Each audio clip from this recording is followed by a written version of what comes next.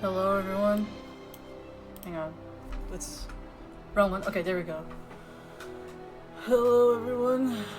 I literally just got back from something, so I'm exhausted. But I said I was gonna do it now, so might as well. Fitting? Okay. I don't know whether to wait for everyone or not, but I'll give it a few minutes. I need to get some things set up first.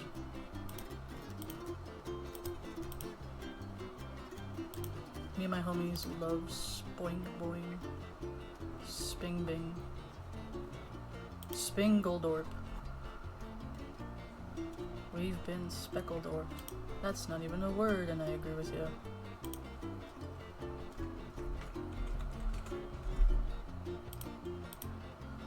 Okay, you know what? I think we're good. It's not art anyways. Hi, yo! Welcome to the stream! Alright, I think we can start. I'm gonna stop the SpongeBob music. I am in denial still. I refuse to believe. I refuse to accept it, but here we are. I don't know if there's music, because I did get the voice, I did get the sound pack, and I think I installed it correctly, but at the same time, I don't know if it'll work.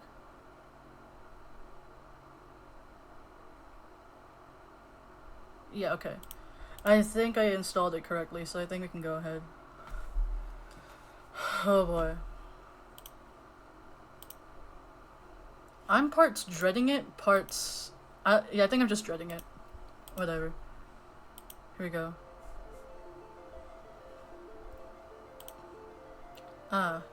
Good old road trips, full of promise and ripe with potential for adventure. Soul-searching and incredible scenery. Or, at least, that's what you thought before the novelty wore thin. As of now, your legs are cramping up. You've exhausted your travel playlist 2 times over, and your stomach is begging for something to eat. On top of all that, you're pretty sure you're lost. Driving through Oregon paints a picture of trees. Trees and more trees. Dungeons, dungeons, and more dungeons. Anyhow. Especially on the endless, winding roads that you're I am just realizing that my microphone is backwards. Hang on a second. I am a professional. I say, you know, like a liar. Whatever. All that breaks the pattern is a sign that zips past with words that you're just able to make out. Gravity falls. The road continues on, giant redwoods looming on both sides. You find yourself anticipating something, because as you drive on, you can feel it. Something strange is bound to happen here. Something weird. And that's when it happens. Your car picks up speed. The change came out of nowhere, and you quickly put your foot on the brakes. But horrifyingly, the car seems to be driving on its own willpower. Trying to stay calm despite the panic welling in your chest, you pull the emergency brake, only to find that the car resists and keeps moving forward, like something is pulling it. The car begins to rattle, the wheels screech against the country road, and you're screaming until... crash. I ain't doing that sound effects. I literally just came from walking... Oh. There's smoke. Why is there smoke?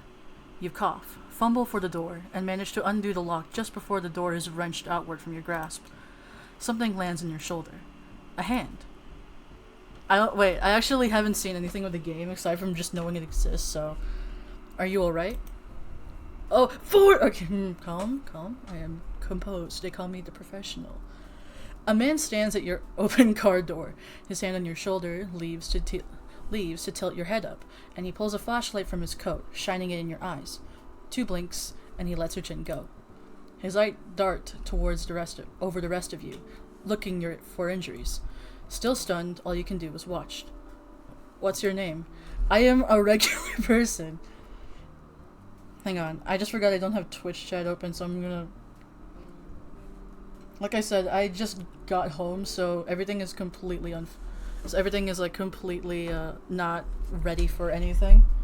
But that's okay. At least I started stream on time.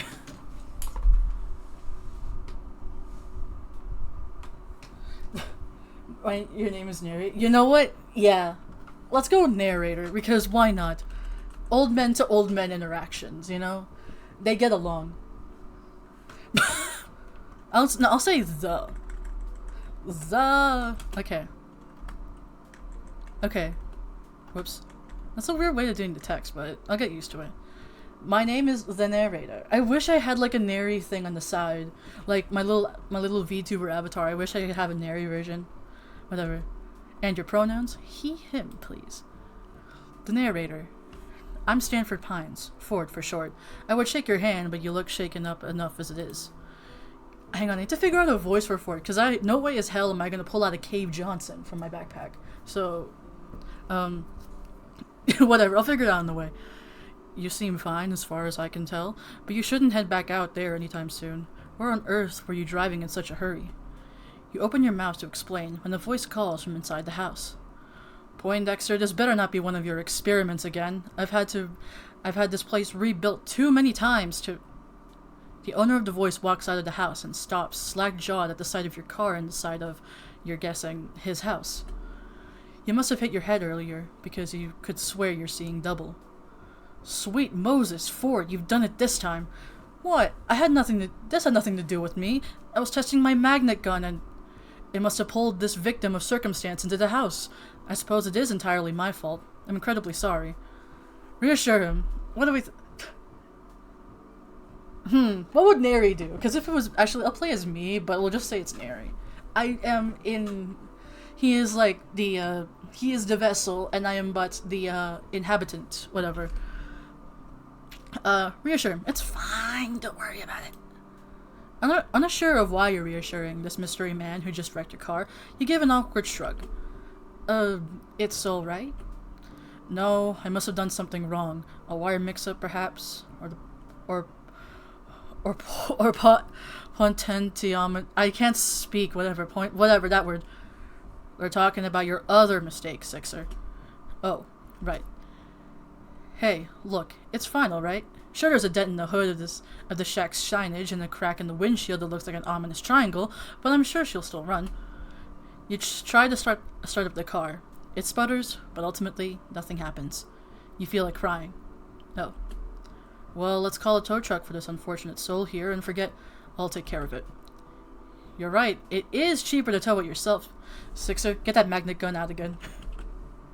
No, I still can't... I can't fathom that that Stan is named Stanley. That is not Stanley. Stanley is an office worker. To me. Ahem. No, Stanley, I'm going to fix this. What? You fix this mess? I figured out a few alien vehicles in my time. Nah, you kidding me?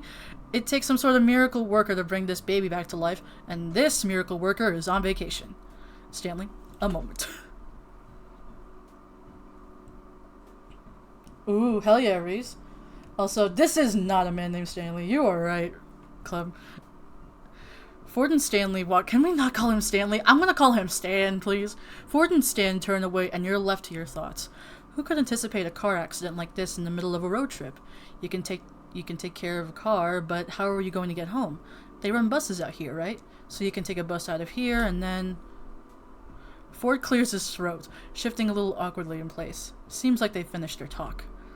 So, there are a few options. My brother Stanley here could drive you out of town and find a place to stay for the night, or you could stay the night here. We have some maps and information you can look at the gift shop, and in the morning we can help you with the car. What do you say? You're just about to answer. Just as you're about to answer, another high-pitched voice comes from inside the house. Grunkle Stan, picture this. A whole week of, oh my gosh! The girl that runs out of the house comes to a halt at the side of your car. Oh, great. I know, right? It's an old man named Stanley. You're right. Grunkle Ford? Why is it that everyone automatically thinks I'm at fault? Because you are. Well, this time it is my fault, but I've invited the narrator here to stay with us for the night, if he'd like. I'm sure I can fix this. I just have to figure out somehow. Stanley sighs. I can take a look. Being on vacation's pretty boring, and the old Stanmobile hasn't needed a tune-up yet, so it wouldn't be too bad to work on something in the meantime. Thank you, Stanley. I'm sure I can put something together from the gadgets I have lying around if you need any specialized tools to help you with the job. And let me introduce myself. I'm Mabel. You can ask me anything. I pretty much know everything there is to know about this place. Wait, hold on. I haven't even said anything yet. I appreciate your offer to let me stay. And to repair your car. Yeah, it'll be good as new in my hands. I mean, look at my Stan-mobile. She's been through the ringer who knows how many times, and she's still a beaut. He points to the red car parked a distance away. You can't really see how beautiful it is at this distance, but he sounds really confident. Well, the turn of events is... Hang on. Pardon me, I am not good with words. What the hell is that word? Hang on. Google, what is that word? Jarvis, can we get a definition of this word, please? Happening by accident or chance rather than by design. I'd say it's an accident. I mean, it's not like... It could have been any car. Free repairs? Free lodging? There's no better deal to be found. And if things don't work out, the town probably has some sort of auto repair shop you can head to instead. Well, I accept. Thanks for the help. And my apologies again. What an embarrassment. I must have made such an elementary mistake. As the Pines lead you inside the house, Mabel leaves her number in your phone for you to call whenever, and you find out that Ford's twin goes by Stan. Thank you. This part's the house, but just outside the door is the Mystery Shack. Hey, have you ever been to the Mystery Shack before? I wanted to, actually. I saw a bumper sticker while I was on the road, and I got curious. You were interrupted by a loud, triumphant "Ha!" Those bumper stickers were a good investment, and Sixer says they're too plain and graphically simplistic and don't even have an address on them. Stanley, how was anyone supposed to find the place to attract customers? Sixer, did you hear that? Well, they are graphically simplistic. I don't know how he found the place, let alone thought what is the Mystery Shack was compelling. I kinda liked it. See? He kinda liked it. Hey, I like you, narrator. How about I give you a tour sometime tomorrow? Regular price. Tomorrow? Then I'll have to squeeze all my get-to-know-me questions in today. Narrator, tell me, capybara, yes or no? At the moment, a boy passes in the hallway at the far doorway, and Ford calls out to him. Dipper, my boy! Ford does talk like Nary. It's gonna be a problem, but I guess this is why I should have named myself after myself. But whatever, we going with Nary. I am but acting in the presence of Nary. I am the narrator in this sense. Dipper, my boy, I'm surprised I didn't see you run out to the scene of the crime. Crime? What crime? I have an alibi. Oh, you have someone with you. Crime? What crime? I haven't... Well, wait, shoot. I thought it was a different line. Oh, you have someone with you. Hey, I'm not suspicious at all. Did you guys see the car on the side of the shack, though? For a second, I thought the Minotaurs were back with a grudge. Yes, about that. Dipper... Meet the narrator. I've stranded his car here by accident. He's staying here for the time being. Sorry, stranded his car here? You crashed it? Yeah, the S in the shack fell on it and everything. And the windows are cracked? One window. The windshield. And the narrator was lucky to make it out alive. He's fine. No injuries, thankfully. The magnet gun's rather safe, despite not having been tested in a formal setting. Yeesh. Did you not, take safety precautions or anything? Actually, the irony of the situation was that I was trying to install a safety precaution. Hey, if you two are gonna do your nerd talk, I'm gonna get the narrator set up. Mabel, sweetie, why don't you go show the narrator around? Let him stay in the storage room. That's still empty, right? I'll make it empty. Thank you, Mabel, bestie. The rest of the day consists of Mabel showing you the storage room you'll be staying in, then the kitchen and the living room, and the hallway and the bathroom, and pretty much the comprehensive tour of the mundanities of a regular house. Eventually, you find out that the family is even more extended than you knew. The decorative dollies make a lot of sense, knowing a grandmother normally lives here, and her grandson Seuss. Or was it Zeus? Whatever the name, you look forward to meeting him when he comes for work in the morning. You're right, Clem, It's just gonna be like, Oswin, what on earth are you doing? And I'm like, nothing. It's like, presses the space button, so like, who is that? Why does he look like me? I'm like, that is not you. That is another guy, and that's his twin brother. Don't question it. If you do, shut up. The next member of the family snorts up at you from Mabel's bed. A rotund pig, yay! Who Mabel declares her as her best friend, and her partner in crime, Waddles. The two are a perfect match, right down to the chubby cheeks to boopable noses. And in the evening, though you've still been in disbelief over the state of your car, the family dinner and after-dinner TV marathon you've been invited to made it seem like a normal guest stay rather than a forced circumstance. Returning to the storage room Mabel had shown you earlier, you find an air mattress waiting for you, and more pillows and sheets than a summer night warrants. You wake up to the weak glare of sunlight streaming in through the small, high window in the wall. You can't remember your room having this kind of feature, or any hotel or motel room for that matter, and then yesterday comes crashing back to you. You glance at the time to see that you've slept into the afternoon. Experiencing the accident yesterday must have left you tired out. Despite having been assured yesterday evening that you were free to do anything in the fridge, you still feel like you're imposing on the Pines family and try preparing as polite a guest breakfast as you can. You wash your dishes in the sink before you leave, and just as you're about to exit the kitchen, you bump into Ford. Yes, from yesterday, of course.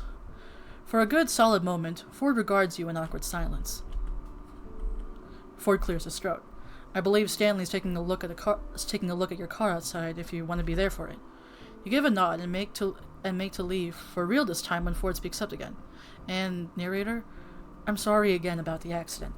If I'd been smarter about, well, let's just say it's entirely my fault, and you shouldn't worry about this at all. When it comes down to it, Stanley does have a knack for cars. I'll predict you'll be back on the road in a matter of weeks. Weeks. You can't keep the dismay off your face, and you can't really bring yourself to try either. What am I gonna do with weeks? Ford, who had gone kind of uncomfortable and closed off when your face fell, recovers at the prospect of a question he can't answer. Well, there's the town to tour, of course, and the Mystery Shack. But if you ask me, all of that pales in comparison to... Hold on, did you hear that? Ford turns to the kitchen doorway to investigate. Sounds like...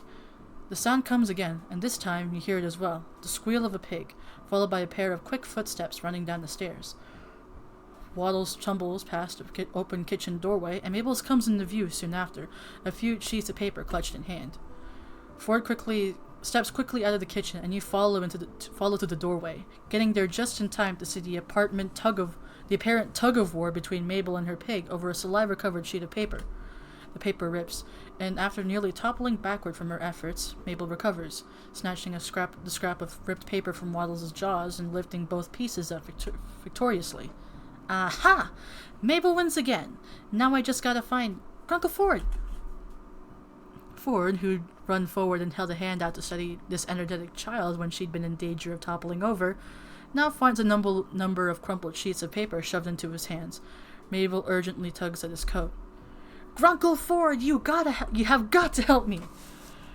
Ford kneels down to face Mabel with a serious, though concerned, look. Slow down, Mabel. What's the matter? Dipper found a stack of pages from your old journals, and I walked in, and Waddles ran up and started eating one, and he must have been chewing on it to warn me, Grunkle Ford, because look. Mabel takes the ripped halves of paper back from Ford's hand and joins them together, holding it up for Ford to see. Ah, I see. And you took it as a warning? Yes, it says here that it eats small dogs, and Waddles is a small pig, but he looks sort of like a dog from far away, and Waddles must have feared for his life. Waddles seems to second this notion with a snort. Or not, as it seems the pig is lounging adorably a short distance away in the hallway. You can't imagine what this dangerous predator could be. Some kind of wolf? Something bigger? You're suddenly not so keen on staying anymore. Remember the pterodactyl I told you about? Waddles was so scared that time. I can't let him leave my side. Pterodactyl? You suppose pigs are allowed in museums around here? How about I finish the repellent I never got around to completing? That'll keep Waddles safe from harm. Mabel flops down on the floor in relief. Grunkle Ford, you're an actual lifesaver. Waddles, you have nothing to fear. Ford chuckles, lifting himself out of the kneel and standing back up. All right, I'll go get my recipe. Ford turns to leave, and you suddenly remember that with nothing better to do for the weeks you're going to be here, it wouldn't hurt to get to know Ford. He seems to know what there is to do around town anyway, and you'll need that to not die of boredom in the first week. Or, more pressingly, you could go check on your car and see what Stan's made of it so far. You're not exactly eager to face seeing your car on the side of the house again, though. What should you do? Alright, gamers, what are we thinking? Because technically I'm playing, but I don't know who to go for. Both are good options. But we need to figure something out, because I can't choose. Actually, I'll just save. Stan? Got one vote for Stan. Anyone else in chat? Or anyone else who can message in chat?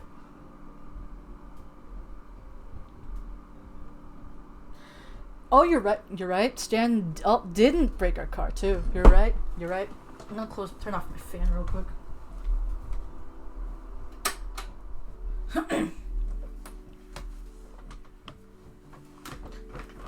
Let's go with Stan. Of course, the run where we have the narrator is gonna go with Stan.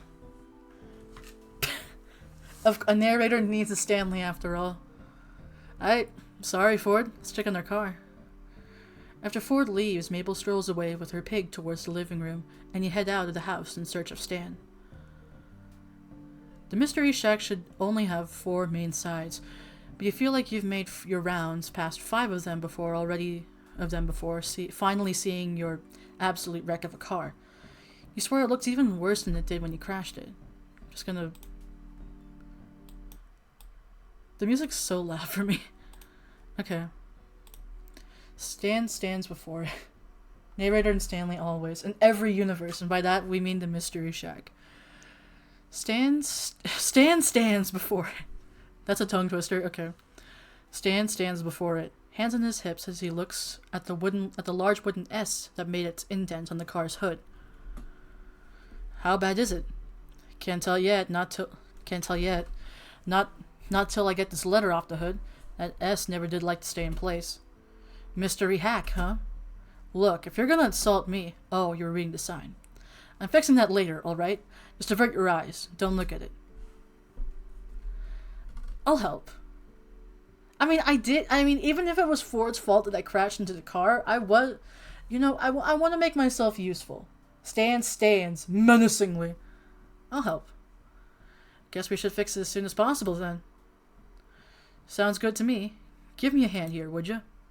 Stan directs you to help him push the wooden S off the car. It stalls a little on its own dent, but with another firm shove, its end meets the ground.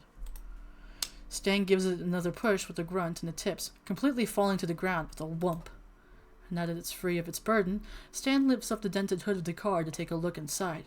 He hums and huzzes and rubs his hand over his chin in thought, walking over to his toolbox and grabbing a tool before walking back, still assessing the damage.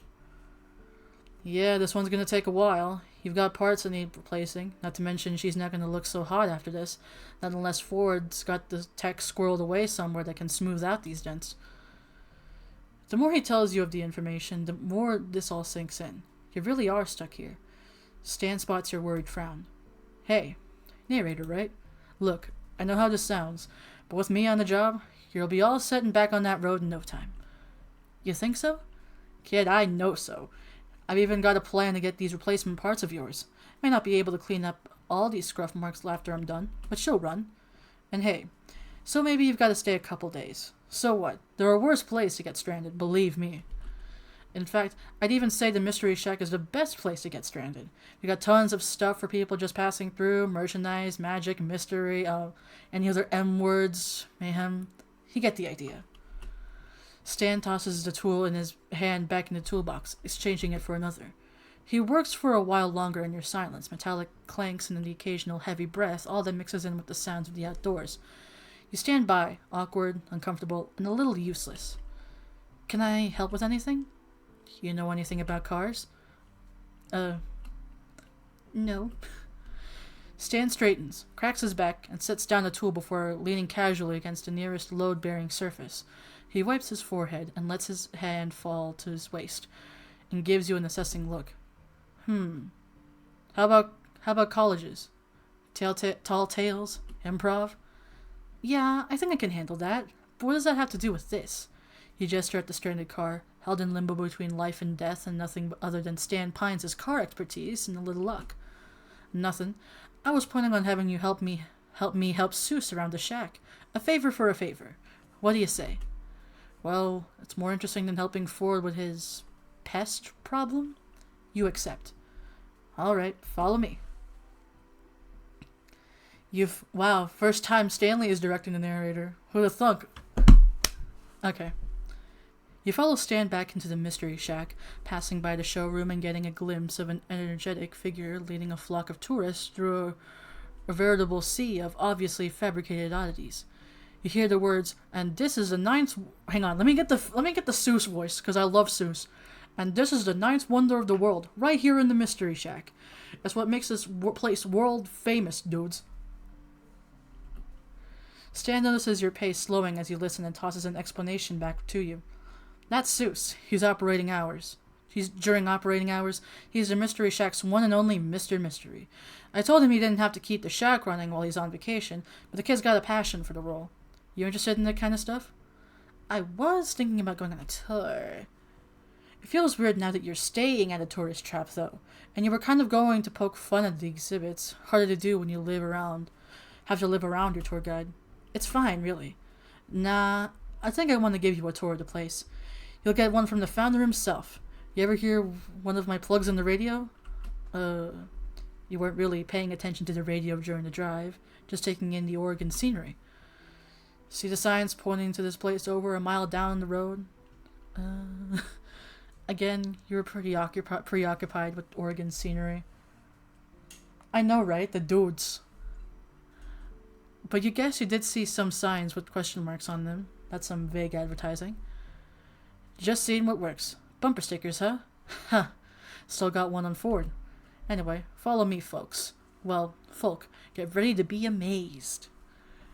I feel like if Neri actually were to go on the tour, he'd be like absolutely such a... He'd be like... I don't know. I feel like he'd be like interesting to have at like a tourist attraction. He'd be like, it's clear... Like, he'd know it's fake, but at the same time, he's just wondering how it works narratively. Just like, how can there possibly a jackalope? It doesn't, like, how could you possibly combine these two? How does that make sense, like, whatever the word is. I can't think right now. Whatever. Stan starts leading you back the way you came. You trail behind him, a little skeptical, but definitely curious. Didn't you say the founder would lead this tour? Is Seuss the founder? Seuss laughs. What? No. I'm the founder. Built this place from the ground up. Well, metaphorically speaking. I mean, the house was here, and the junk was here, but I was the one who spun this place into a wondrous house of mysterious junk. Exactly. He'd be interested, but he'd be like... if anything looks obviously fake, he'd be like, ugh, God. Okay. Man, I love water. Stan gestures with his arms like he's smoothing out a rainbow. You're not very impressed. You mean imagination. Prepare to be amazed. You're still not very impressed, but his energy gets you hoping you'll be amazed anyway. There's a tour group in the showroom right now, so I'll be taking you in a different cycle that completely misses him. We're starting in the gift shop. Gift shop. Sorry. I love gift shops. You enter the gift shop. A simple room crowded top to bottom with the standard tourist souvenirs and merchandise. Do we have the ones with the names? They never have my name. Both in real life, my birth name, chosen name, and also other names that I have related to fandoms. Like, I don't have anything.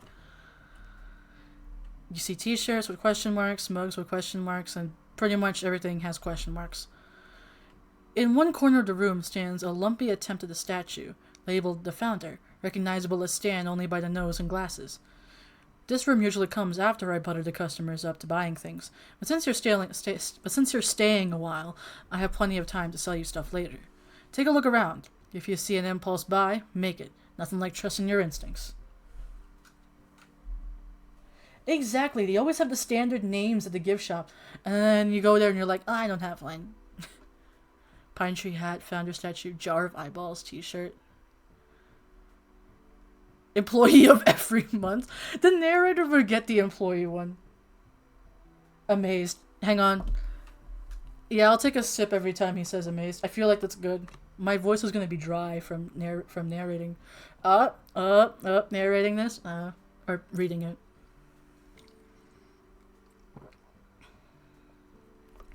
You know what?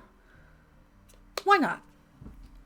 You know what? Let's be a little generous. Let's be a little let's treat ourselves. We did just crash our car.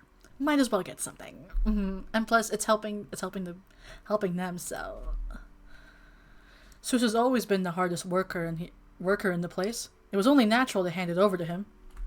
Oh, we don't buy it. Dang it. Exactly. But I thought it was an actual calendar. Aww. We were denied. You may be Stanley, but what about my Stanley? My that boy is my employee. That is my employee of every month. Pine tree hat. Dipper used to wear one of those. Seuss tells me they sold like hotcakes after Ford tossed his journals into the bottomless pit. Funny, those events have no correlation. What? Actually, I haven't rewatched Gravity Falls in a while, so I don't really remember. But, you know what? Fair. Journals? Bottomless pit? We'll have a chance to swing by the bottomless pit later. It's a prime spot on every tour because... I just realized the irony in the bottomless pit. I mean, this one is actually bottomless. This hole is actually infinite. Well, not really. It just spits you back out, but still. At least if I remember correctly.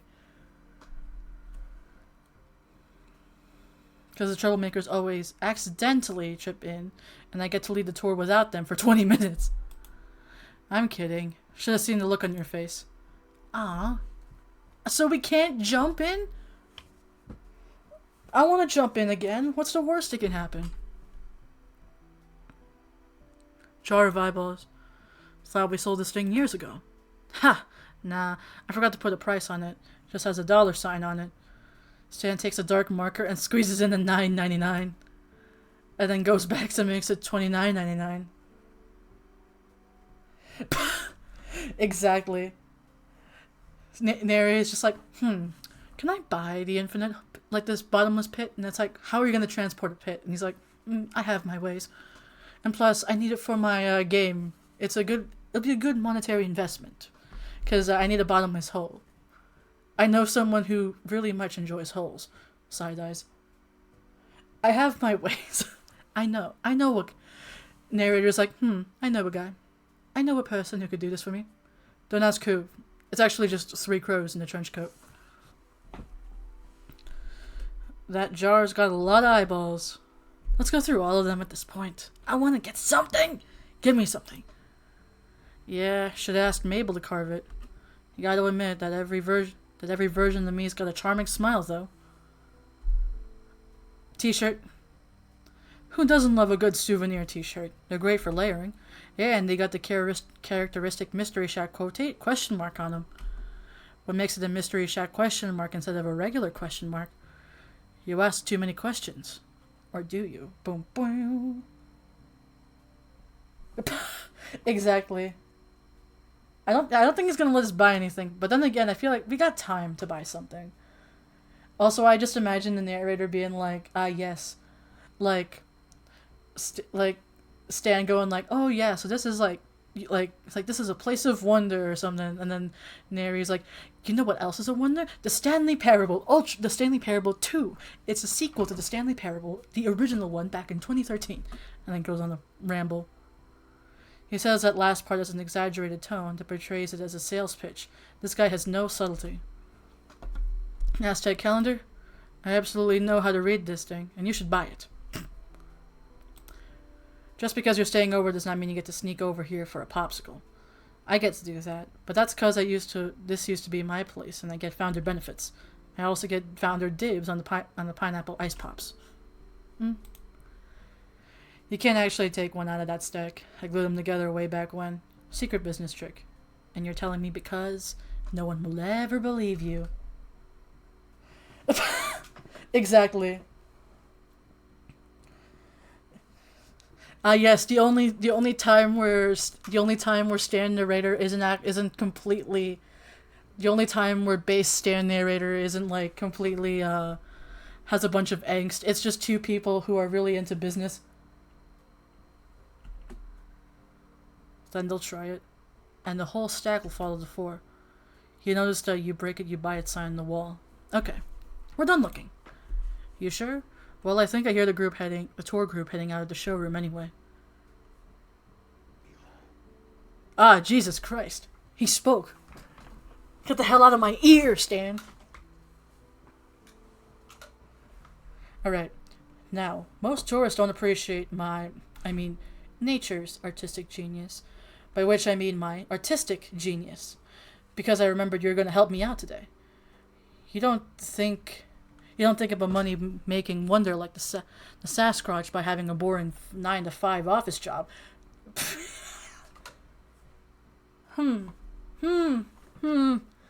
What do you mean about an office job? What do you mean about an office job, Stan. I'm sorry, Stan. What do you mean about a 9-to-5 office job? Anywho. You think it up when you wonder, why hasn't anyone found the Sasquatch? Could it be that its name has been mispronounced this whole time? Anyway, just let me know when you soaked up enough inspiration from this room, because you're gonna need to use it right after. Okay? Alright, come on. You're gonna see what makes this place the Mystery Shack instead of just the Shack. Welcome to the Shack! I feel like I should have named it the Shack. The Shack is funny. It's also ominous. What's in the Shack? I don't know. What's in the Mystery Shack? Well, there's mystery in there, obviously. But the Shack? That leaves much to be desired. It leaves your imagination running. Like, what's in the Shack? Is it a normal shack? Is there something in it? But then you see the Shack and you're like, wow, it's actually bigger than what a shack usually is. What's in it? This is my sales pitch to you, Stan, and I have a proposition. Sharks, I am asking for $10 million. Whatever. You follow Stan through the living room to the kitchen, where stuffing and animal parts are strewn across the surface to your left. Stan pulls out a thick needle and spool of thread, and as an afterthought, adds a couple of nails and a hammer to the pile. It seems a little unsanitary to do this right across from the fridge, and has the potential to look almost gruesome if it weren't so oddly cartoonish. I wonder why. He steps up to the workspace and pulls at the googly eyes that had been glued over the lifeless, glassy ones typical of taxidermy. Sorry. God, I should have warmed up on speaking before this. Mabel's contributions to the craft project remain firmly intact. That's what I get for letting Mabel bring her stash of scrapbooking supplies. That's one more thing to add to the backstory. Backstory? What? You don't really think tourists are dumb enough to believe that the thing you're selling them is what you tell them is just like that, do you? Because if you do, you'll be set to do business in Gravity Falls. Anywhere else, though, customers take a little more work. See, every good piece comes with some kind of story. Or if you're Poindexter, some kind of lore. The lore! Okay. Horror stories work pretty well enough suggestion. People always can find ways to spook themselves. Done it for years. It's kind of an art. Stan appears nonchalant, but you can see a quiet pride within him. Sounds hard. Actually, what do we think? Because I know Neri personally, he'd be like, that's easy, I do that all the time. But then Actually, I'd say it sounds hard because he doesn't believe he's making all of this up as he goes. Like he has things planned out. And I feel like he genuinely believes them. I don't know why I'm going with this. Whatever. That's why I'm here, to make sure you do it right. You're still doing all the work, though. You said you've done this for years? Always had a knack for it, even when I was a kid. Sure, there was a little learning curve involved, and I've had a few unhappy customers over the years. Stan pauses, seemingly to reminisce, and the mixed smile grimace on his face tells you he probably had many, many unhappy customers. But mostly, I've run a great business on telling stories. You're learning from a true master, kid.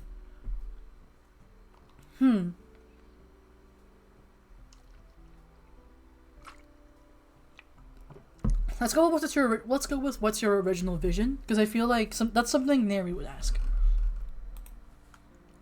Vision? Make money. What other vision do you need? Ooh. Okay. But over the years, I've used a mystery line for advertising.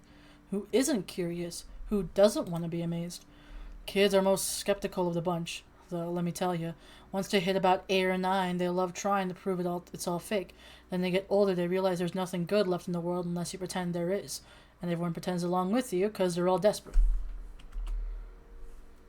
So why don't you run this place anymore? Stan's grin melts into something softer, maybe a little bittersweet. My brother wanted to drag me off on a trip with him. Couldn't say no, and I just couldn't close the place, so I left it all to Seuss. He practically grew up in this place, you know. Definitely wouldn't have trusted it to Wendy. She's usually the cashier around here in the summer. It's worth having to explain all this to you. Keep thinking you already know this.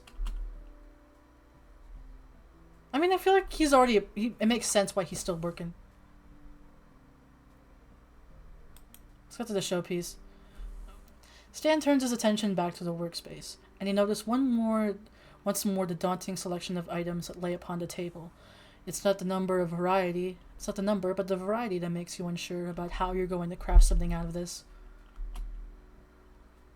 Yeah, I don't know what you're gonna do with this stuff. Surprise me. Stan walks off to the side to, you guess, do some work on his own. You're glad he's not going to watch it the whole way through. How are you going to approach this?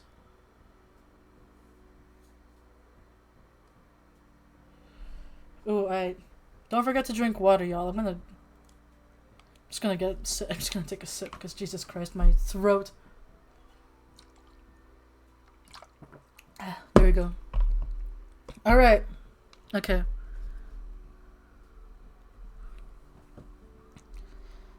Hang on, I'm gonna save. Oh wow, they got little moments. It helps me at least recognize things. Okay. I feel like a mix. Because we want it to be believable, but at the same time, it's a good balance.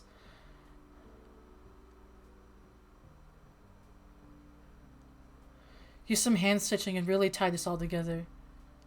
Hammer. Nails. I'm tempted to do nails, but at the same time, let's be serious. Probably hand stitching. Okay, you have a base to work off. What's next? Hey Stan, I'm finished.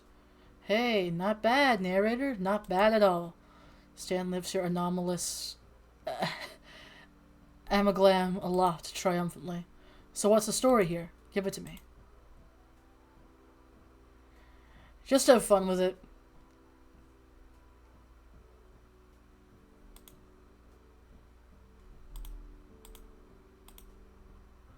Okay, hang on, let me see the other options. More fact than fiction? Ooh. Okay. More fiction than fact. The wisher was granted 3 wishes. First what gave was his body. What was the 3rd wish? The people of the world. I'll take it. Whatever. We'll have fun with it. Oof. I hope you get water soon, yo. What is it? This is fish squirkin'. A fish squirrel chicken. Sounds like you got the hang of this. Alright. This thing's about as close to a show ready as it'll get. Wait here a sec. Stan carries a showpiece out of the room. After a few moments, you hear his footsteps return, and he comes into the room with 2 cans of Pit Cola. Stan sets one down on the dining table, its condensation starting a slow drip onto the table's surface. He waves you over to join him, and you slide into the seat across from him. Nothing like a cold one to finish up the day. Cheers. Hey, cheers to that one. Hang on. Cheers. I'm cheering. Hang on. Sipping my water.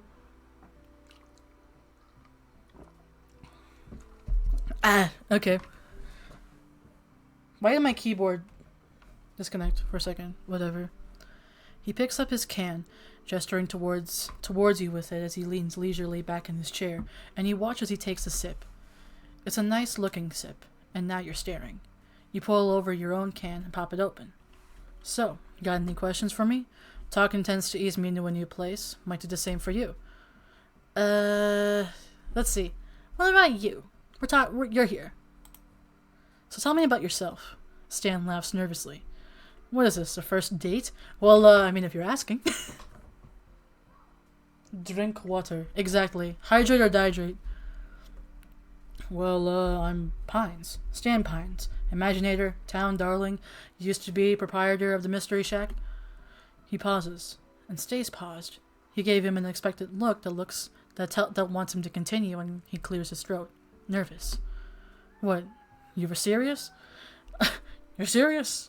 I wish we had Ford say that line, because I'm like, what, you're serious? Because of Jonah Jameson? I don't, okay, whatever. What, you were serious? I don't, get this often. The longest I can get people to listen to me was when I'm selling them something, and even then, it's tough luck. The last time someone listened to me, they tried to eat me. Can you believe that? I barely got so much meat left on me. And? Keep going, you can't just end it there. Stan gives an uncertain smile, which becomes a full-on grin, and he laughs. Alright, I'll tell you.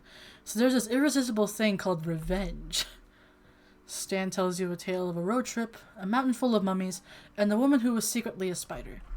You don't believe a word of it, but you find yourself enjoying it anyway. Stan knows how to hold his audience in a decent suspense, and he seems to light up whenever you laugh at the right parts, grinning along with you.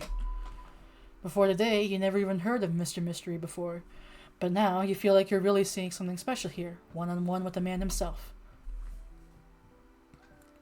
Let's ask about Ford. Is Ford usually like that? You mean trying to fix what ain't broken and ended up making trouble? Nah, he was the good twin growing up. You were the troublemaker, I can tell. Stan laughs. You have no idea. Okay, that's it. What about the exhibits? The showroom already seemed full when I saw it earlier. Why make more?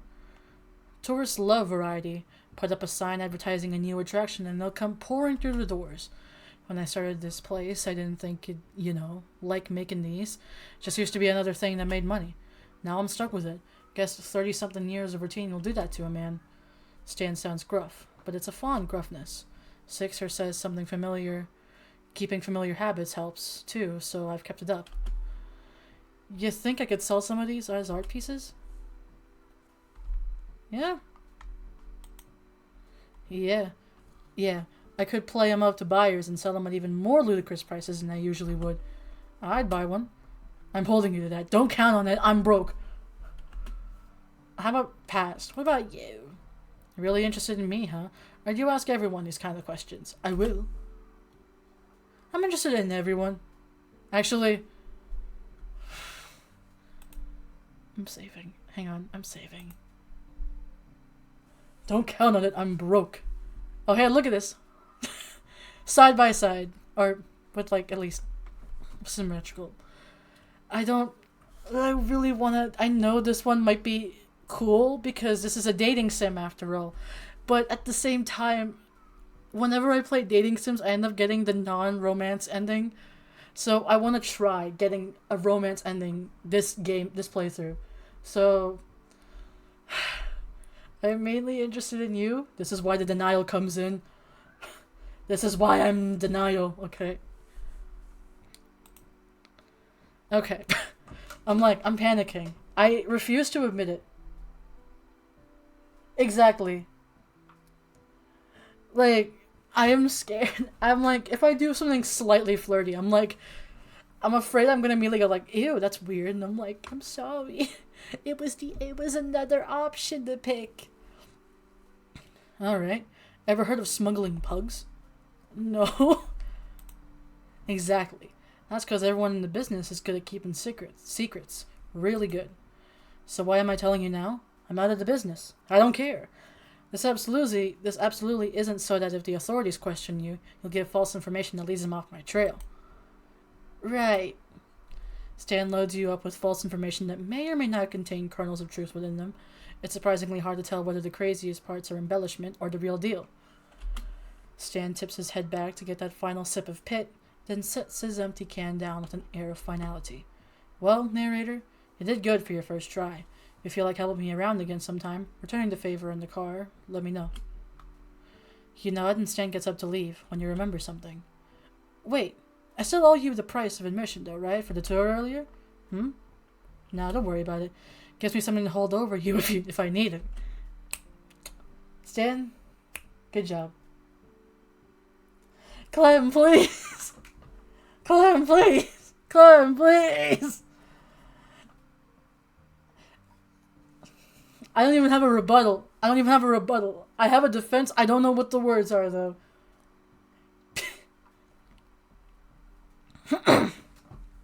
God, my throat is so sore. I need to do more streams because I'm like, I can talk for longer than this, but my voice is already sore.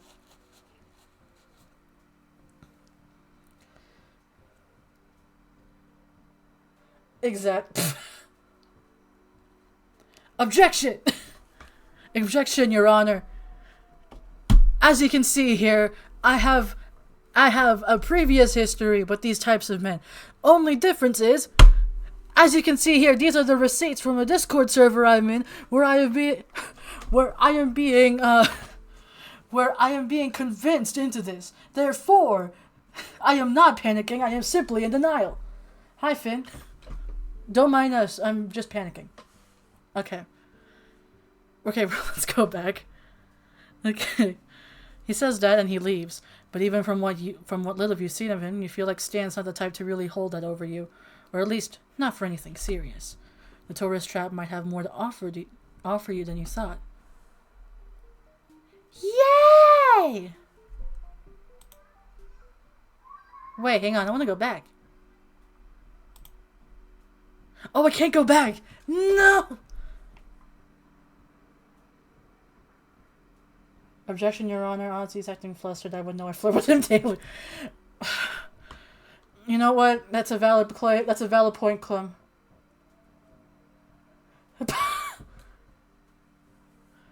Okay.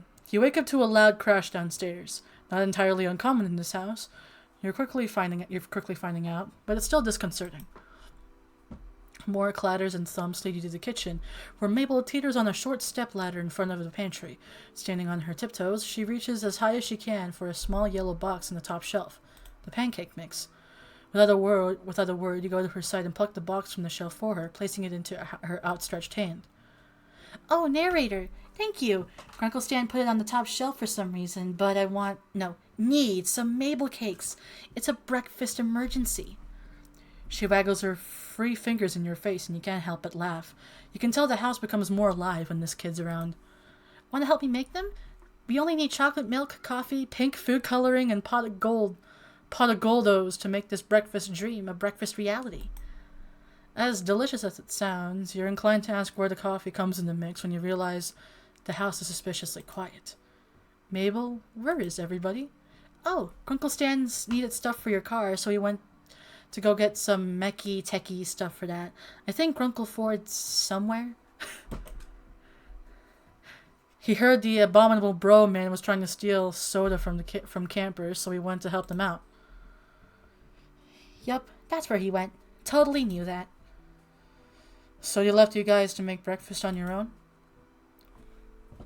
You don't really know the family well enough yet to know this is commonplace, so the idea of leaving two teenagers alone to fend for themselves seems fine, if one of those teenagers wasn't Mabel, anyway. Still don't know how the coffee fits into the Mabel cakes, but now you don't really want to know. Dipper attempts to hide the pancake mix from Mabel while she's grabbing the chocolate milk from the fridge. Apparently, he doesn't want to find out either. Mabel, while your Mabel cakes sound absolutely divine, why don't we... Quick, think of something so you don't hurt her feelings. We're saving. Listen, I'm a coward. Let's see. Let's go out for breakfast. Is there somewhere we can go out to get breakfast? We should really save the Mabel cakes till your great uncles get back. I know they wouldn't want to miss them. But I want to perfect my recipe. I have to get better at cooking and baking and stuff so I can survive out there in the world. What if in high school I had to bake stuff and people are better than me? Oh, believe me, they do. believe me, they are. In high school, I was in my first level baking class, and then onto the side, they were like, oh yeah, these two are grade 12s. They're in the baking competition provincially across Canada. And I'm like, huh? Okay. I'm just gonna make some cookies then. Mabel looks very agitated, tugging at her hair with both hands. If I can't make the perfect Mabel cakes, I can never be on bad dreams dining. I gotta impress Gerald Rambone. Narrator, it's my destiny. Ooh. Deborah, can you cook? Maybe Deborah can help you make something different. We should save the Mabel cakes for another day. A more special day. But narrator... Mabel is still standing on the stepladder, reaches up and squishes your cheeks together, her wide eyes staring into your soul. I need to draw that. Where it's just Neri standing there in like some baggy like pajamas, and then it's just Mabel squishing his cheeks and going like, Neri, listen to me. We need these cakes. Every day is a special day with Mabel cakes. He glanced at Dipper, making a please help me and I'll buy you breakfast face, and you hope he understands. Oh yeah, Mabel, I know you want to cook more since you're becoming an adult. Sure, but don't you think Grunkle, Stan, and Great Uncle Ford should be here to try them too? And it's not just me. Again. Mabel hops off the stepladder and ponders her brother's question, lips pursed. Eventually, she nods, beaming at you both. You're right, Dipper. I can't deny them. That's what I said! Well, you know what? It's Dipper. Oh my god. Listen, Clem, one of the places was tourist attraction, and plus, like, what is it, museum. I'm just saying. Just because the road trip's over doesn't mean you can retcon things. The plot can be forever the plot is malleable. You can forever mold it into whatever you want it. Okay. Give Dipper a thankful smile over Mabel's head as she puts the ingredients back in the refrigerator. He grins back at you, rubbing the back of his neck. You wonder if he got that from one of his grunkles. That's clever, now that you think about it. Great plus uncle to make grunkle. Saves time on syllables. We should go to Greasy's. They have some of the best pancakes there, with like 3 different types of syrup if you ask Lazy Susan nicely. Yeah, and it's not far. Let's go. The kids were about to head out of the kitchen when you realized something. Wait, aren't you going to leave a note for your grunkles about where you're going? Oh, right, good call. Wait, was that Dipper or Mabel? It was Dipper, my bad. Oh, right, good call, I'm sorry.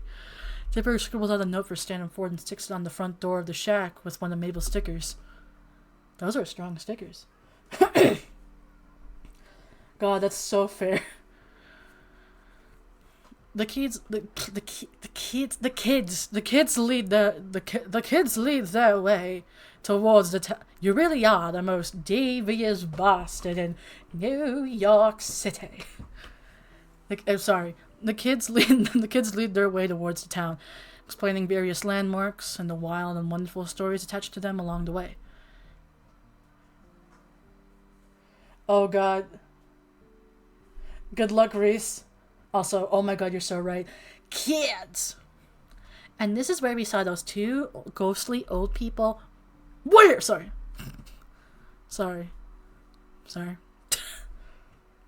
Romance of Grunkle. Hell yeah. In a convenience store? Strange. But you nod regardless. Maybe she just meant they were so old they looked like ghosts.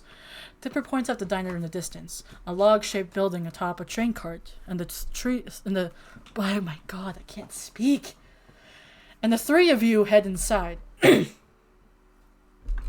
on, I gotta see if I have any. Hang on, I might remove my headphones just so I can listen to myself talk better. There we go. I won't be able to hear the music, but still.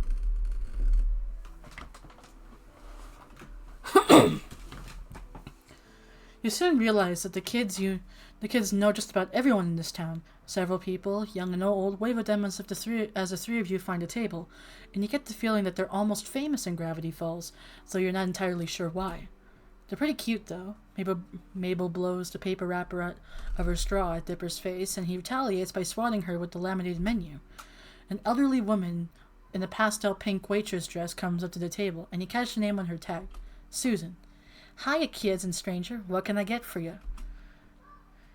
Pancakes and all 3 syrups for me, please, Lazy Susan. Same for me, actually. Lazy Susan turns to you, notepad in hand. Whatever. Let's be a pancake. Coming right up, sweetie. Lazy Susan winks, with her good eye of course, and heads back to the diner. The wait for your food to arrive feels longer here than most, mainly due to Dipper and Mabel using this time to interrogate you. At first it's somewhat intimidating. You literally crashed into their house and started hanging out with their great uncles, so they have a lot of questions. Once the irrational fear of two 13-year-olds fades out, you recognize their interview for what it really is. They care about their grunkles. If you do start hanging out with them more, they want to know as much about you as possible. Mabel's questions are somewhat nonsensical. So if you were stranded on a deserted island with no boat, no cheating, what would you take with you? While Dippers are more careful and calculated. What were you doing before you came here? School? Work? Both? Neither? What did you know about Gravity Falls before you crashed into the shack? You immediately knew which grunkle each twin takes after. Stan and Mabel, goofy partners in crime, versus the quiet brainiacs, Ford and Dipper.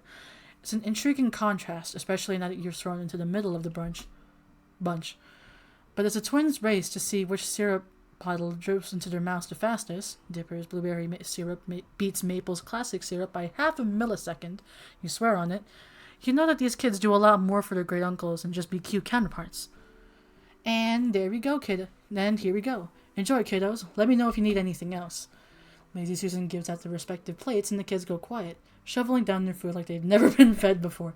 Between mouthfuls, you get a few more questions about yourself and your theories on aliens versus which member of M and Synchronized was your favorite. But the table is near silent as the three of you eat. That is, until Mabel speaks up through a mouthful of pancake. So, narrator, if in a totally made-up and not real situation you had to pick who your favorite was, who'd you pick? Grunkle Stan or Grunkle Ford? This seems too bland compared to her other cutesy questions. Dipper elbows his sister not so subtly, and she elbows him right back, wide eyes staring at him in a sibling-linked look you can't decipher.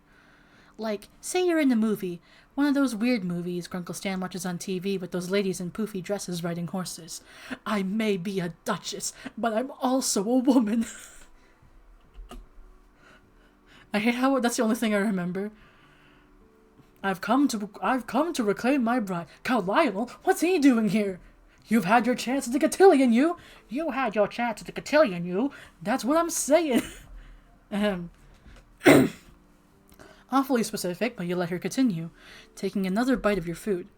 You're the main character of this movie, and you got two guys who are both madly in love with you. This one doesn't mess around with getting right to the point, huh? But you could only marry one of them, so you could be next in line for the throne. What would you do? If Grunkle Stan and Grunkle Ford were your choices, who would you go with?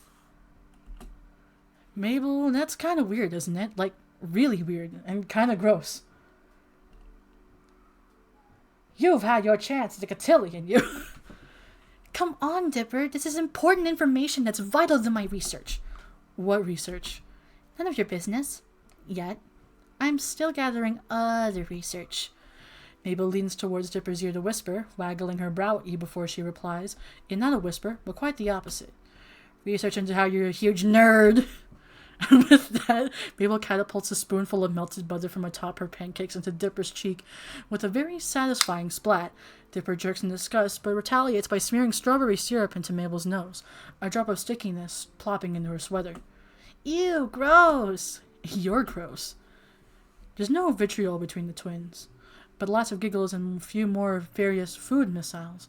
Eventually, syrup streaks Mabel's cheekbones, and some of her hair, and Dipper has a small piece of pancake stuck to his face. You guys are dorks. Maybe you're right, but we're twins, so it's adorable. If you say so, Mabel. Wait, quick, narrator, take a picture of us while Dipper's got pancake on his face. I have what? He swipes quickly at his face, and after several passes, it gets off. Aw, I was trying to get more candid pictures of us. Mabel, you have syrup everywhere. Really? Ah, that would have been a perfect photo. Here, let me get it. Your hands are sticky enough. You get back up with the napkin in hand and try to wipe some of the syrup off Mabel's cheeks. The excess syrup wipes off easily, but a good portion doesn't budge. I mean, maybe syrup as makeup is the next new look. That's one word for it, kid. Oh, hey, Stan! I don't know why, but that pose is just like, hee. We wonder where you went Once we came back to a mysteriously quiet house, if it weren't for Dipper's no, we would have been worried. Sixer would have been worried. I tried to tell him you kids pull this kind of stuff all the time, heading out unannounced, putting stress on your poor old Grunkle's heart. He puts a hand over his heart dramatically. All those missing hours of unpaid child labor. Actually, the note wasn't me. Well, I wrote it, but the narrator was the one who said we should, so that you know where we went. Both Ford and Stan turned to look at you, surprised. Really? We figured these two knuckleheads dragged you out here. Why not make breakfast at home? The place is at least a 15-minute walk from the shack. Well... He glanced at Dipper, swiping his finger across Mabel's cheek and licking the blueberry syrup off. Mabel has a pancake in her mouth, chewing it like a grazing sheep. I wanted to treat them to something, I guess. It's the least I can do. You're letting me stay with you and fixing my car. Thought since you were gone, I'd take these two out for a change. Also, Mabel was gonna make Mabel cakes again. You're just mad you can't even make toast right. But yes, I can. I burned it once. One time. Dipper holds a syrup-tipped finger in the air, indignant. Well, Mabel wanted you guys to enjoy her Mabel cakes too, and since there wasn't much food, I figured I'd take them out. Ford asks Mabel about her creation, wondering how much extra caffeine one can gain from adding instant coffee into the concoction, but Stan stays quiet. You catch him out of the corner of your eye. He's staring at you, a lopsided smile tugging at the corner of his mouth. Huh. Thanks, narrator. Appreciate it. The blushy. I am not calm. We are collected. I am posing right now.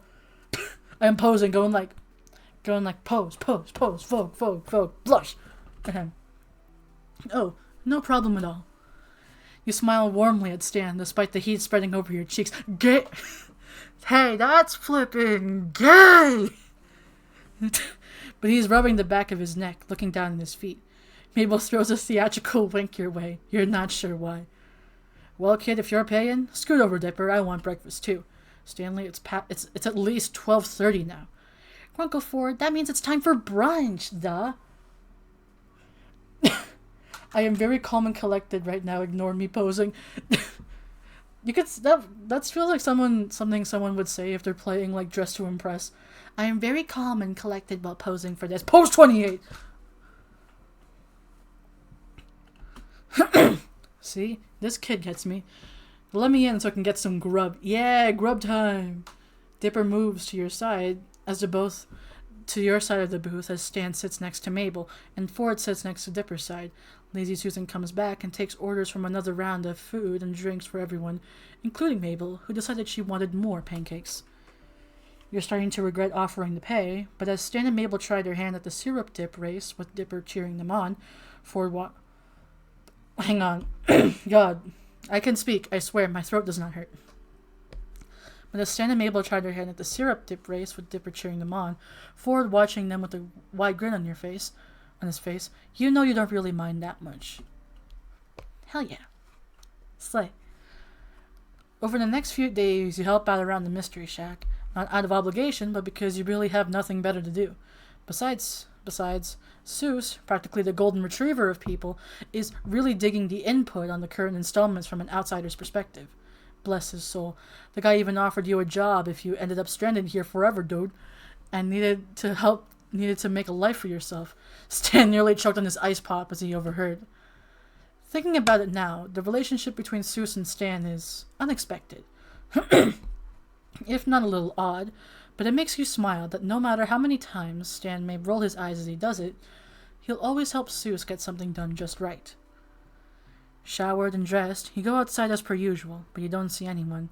After a few minutes' search, you find Stan standing with his back to you in one of the exhibit's rooms, admiring the weird and wonderful animal amalgamates he's collected for his tourist trap, hand in his chin in thought. Am I interrupting something important between you and the Gooserky? Stan turns at the sound of your voice, smiling. Nope. You need something? You have any plans for the night? He mulls your question over for a few moments, giving you an assessing look up and down. I've got a couple errands to run. Why? Want to tag along? Only if you need a partner in crime. Yeah, that seems like. Stan blinks in surprise. Ha! What are you, psychic? Listen, I'm on for crimes. I love crimes. For legal reasons, this is a joke. Okay. Alright, I'm heading out in a couple hours. Meet me out up front. A couple of hours, but no buts, narrator. You can't rush this stuff. Trust me. Okay, sure. Not ominous at all, Stan. Yeah. Meet me out front if you think you can handle it. He turns to go, but stops for a second, and then turns back. Oh, and we're black. Something I don't mind getting dirty. Are we killing a man? Oh no, I can hear the knocking as we speak. Be gay, do crime. Crimes! We love crimes. This is a joke. Again. For legal reasons, FBI agent, I am but a simple guy. I can barely afford to pay my tuition. What? Actually, that makes a great motive. Never mind. I wouldn't do crime. Believe me. Not that they would know him anyways. Ahem. Oh, and we're black. Something you won't mind getting dirty. And before you can ask why, he's gone. Into the depths of the shack. Hang on, I'm going to take a quick break just to get some water because my throat is actually really dry now. But I'll be back in a few minutes. And hopefully, I'll be back in a few minutes just to quickly fill up my water bottle again. Then we'll be back with this. Gonna go to the BRB screen, baby. Alright.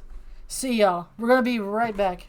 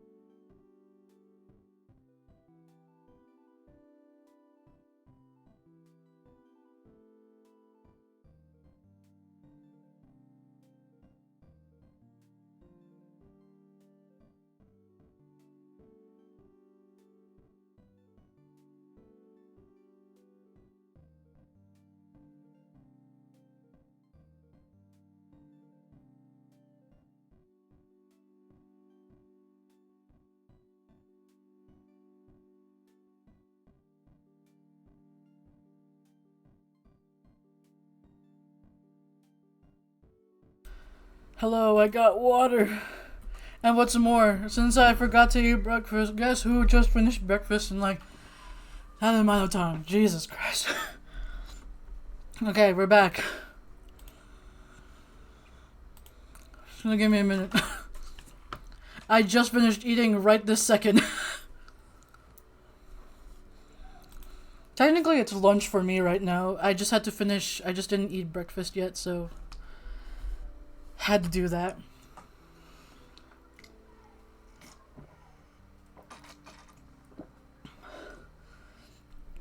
Hell yeah, Clem. Hell yeah, we all eating, getting them noms. Alright. Let's head back into it. Pardon me if I like make any noises because like I just ate. I scarfed it down. Oh man, now I'm hungry even more, Reese. Damn. Hell yeah, dinner. Y'all eating. Y'all eating. Alright. Alright, let's get into it. A couple hours turns into a handful, which she passed by watching some TV with Mabel and Dipper and dozing off. You have no idea what kind of satellite they got out here, but the shows are now on some of the most bizarre programming you've ever seen. Once you've had enough of waiting, you change into your darkest clothes and sit out on the front steps of the shack, watching as the sun starts to sink past the trees. It's cloudy and unusually warm for this time of the day, but there's a nice breeze out. It's strange that these errands need to happen so late in the day. Considering the things you've gathered about his criminal past, however, maybe this is a typical weekday night for Stan. Can I just say, this seems like this fit is kind of nary. It's the brown and black combo, I'll be real. Okay, whatever. The screen door creaks and out comes Stan, dressed all in black, just like you are, with a lumpy duffel bag under one arm and a briefcase in the other hand. As he's about to speak, a sudden gust of wind comes along and ruffles his hair, and he smooths it down irritably before regaining his cool and nodding at you. Ready? Ready! Exactly. Narrator's like, oh my god, I love your outfit. Where did you get it? And it's like, I don't know, I got it from like some thrift shop or something. He's like, And what is that duffel bag? Gucci? Louis Vuitton? Tommy Hilfiger? Any of those brands ring a bell? Like, great outfit, by the way. Clem, you gotta know that that is legitimately what I do. Every time I see some guy wearing, like, at least something related to, like, a suit, something suit looking, and, like, anything black inside, that is a nary fit. To me. At least. Hang on. Oh god, why is it getting hotter?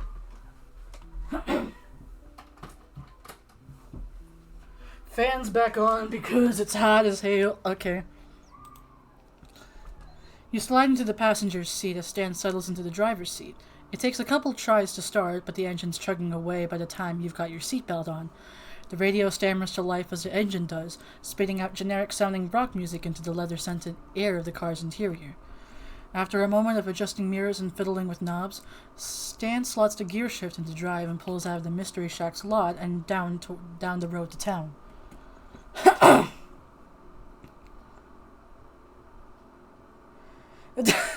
Hell yeah, Reese. Oh hey, animation! Holy crap! Okay. The radio's on, and Stan taps his fingers on the steering wheel to the beat of the music while he drives. So I take it we're not making a quick trip for milk and eggs? He laughs and glances over at you. Nope. Then where are we going? First stop is to see a buddy of mine, a hunter. I get all my taxidermy supplies from him. So that's where you get your parts from? Yeah? Oh, I just figured you got them from a local farm or something. And do business with those hippies? Not a chance. Well, I really enjoyed making that showpiece with you the other day. I had no idea you were so creative. He glances over at you with poorly hidden surprise, turning almost immediately back to the road and shrugging. It's just glue and stuff together, really. Like, no, really. I feel like it takes some sort of, like, craft. Hi, yo. Welcome to the stream. The game's going well, actually. We're romancing Stan this route. And we're playing as and our character's called the narrator. It's because, a narrator needs his Stanley after all. But we might do a Ford one soon. I don't know. Also, hang on a second. I'm just starting to realize that my model isn't... That the VTuber model I got is kind of, it needs to be fixed real quick. Hang on a sec. And goodbye. Alright. There we go. Yeah, okay. Yeah, I think that's better. Alright, we're bringing him back to the desk.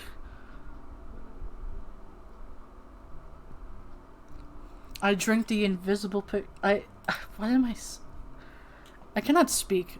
Anywho. Back to it. Not really, it takes a lot of skill. Got a real gift for it.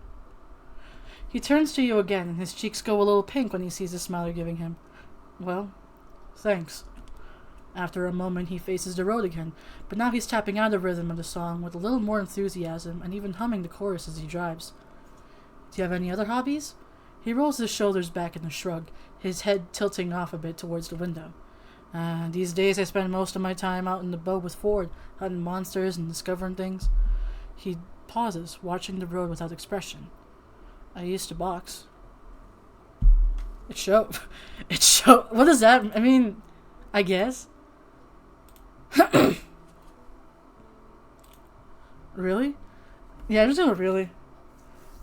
I, wouldn't mind showing you a few things if you wanted. Yeah, I'd like that. Sure, why not? After 20 minutes of rural scenery, Stan pulls off the road into a long gravel driveway that disappears into the woods. Is this the place? Stan nods and rounds a turn to reveal a clearing populated by a trailer home and a couple sheds. The trailer is a bit run down and shabby, and one of the sheds looks like it's about one strong sneeze from collapsing. Not really the place you want to be at night, but while alone with a guy you practically just met. Be honest. Did you bring me here to murder me? Stan laughs, cutting the engine and resting his arm on the back of the front seat. Unfortunately, you've got it figured out, so now I definitely gotta kill you. I'm kidding, kid, relax.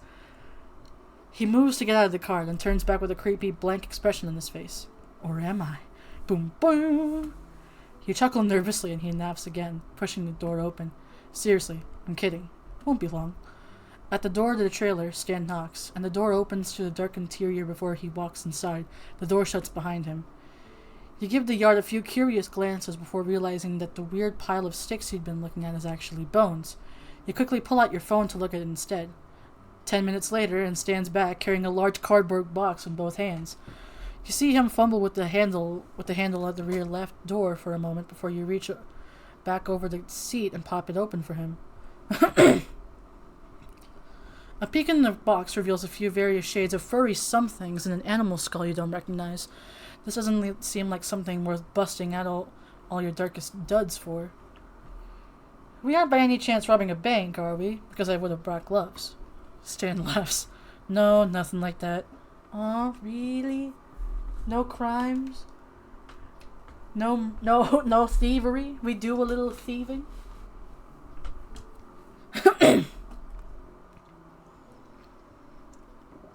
Somehow I'm not quite convinced. Well, who knows where the night's gonna take us? Could be legal, could be not. Is that a problem?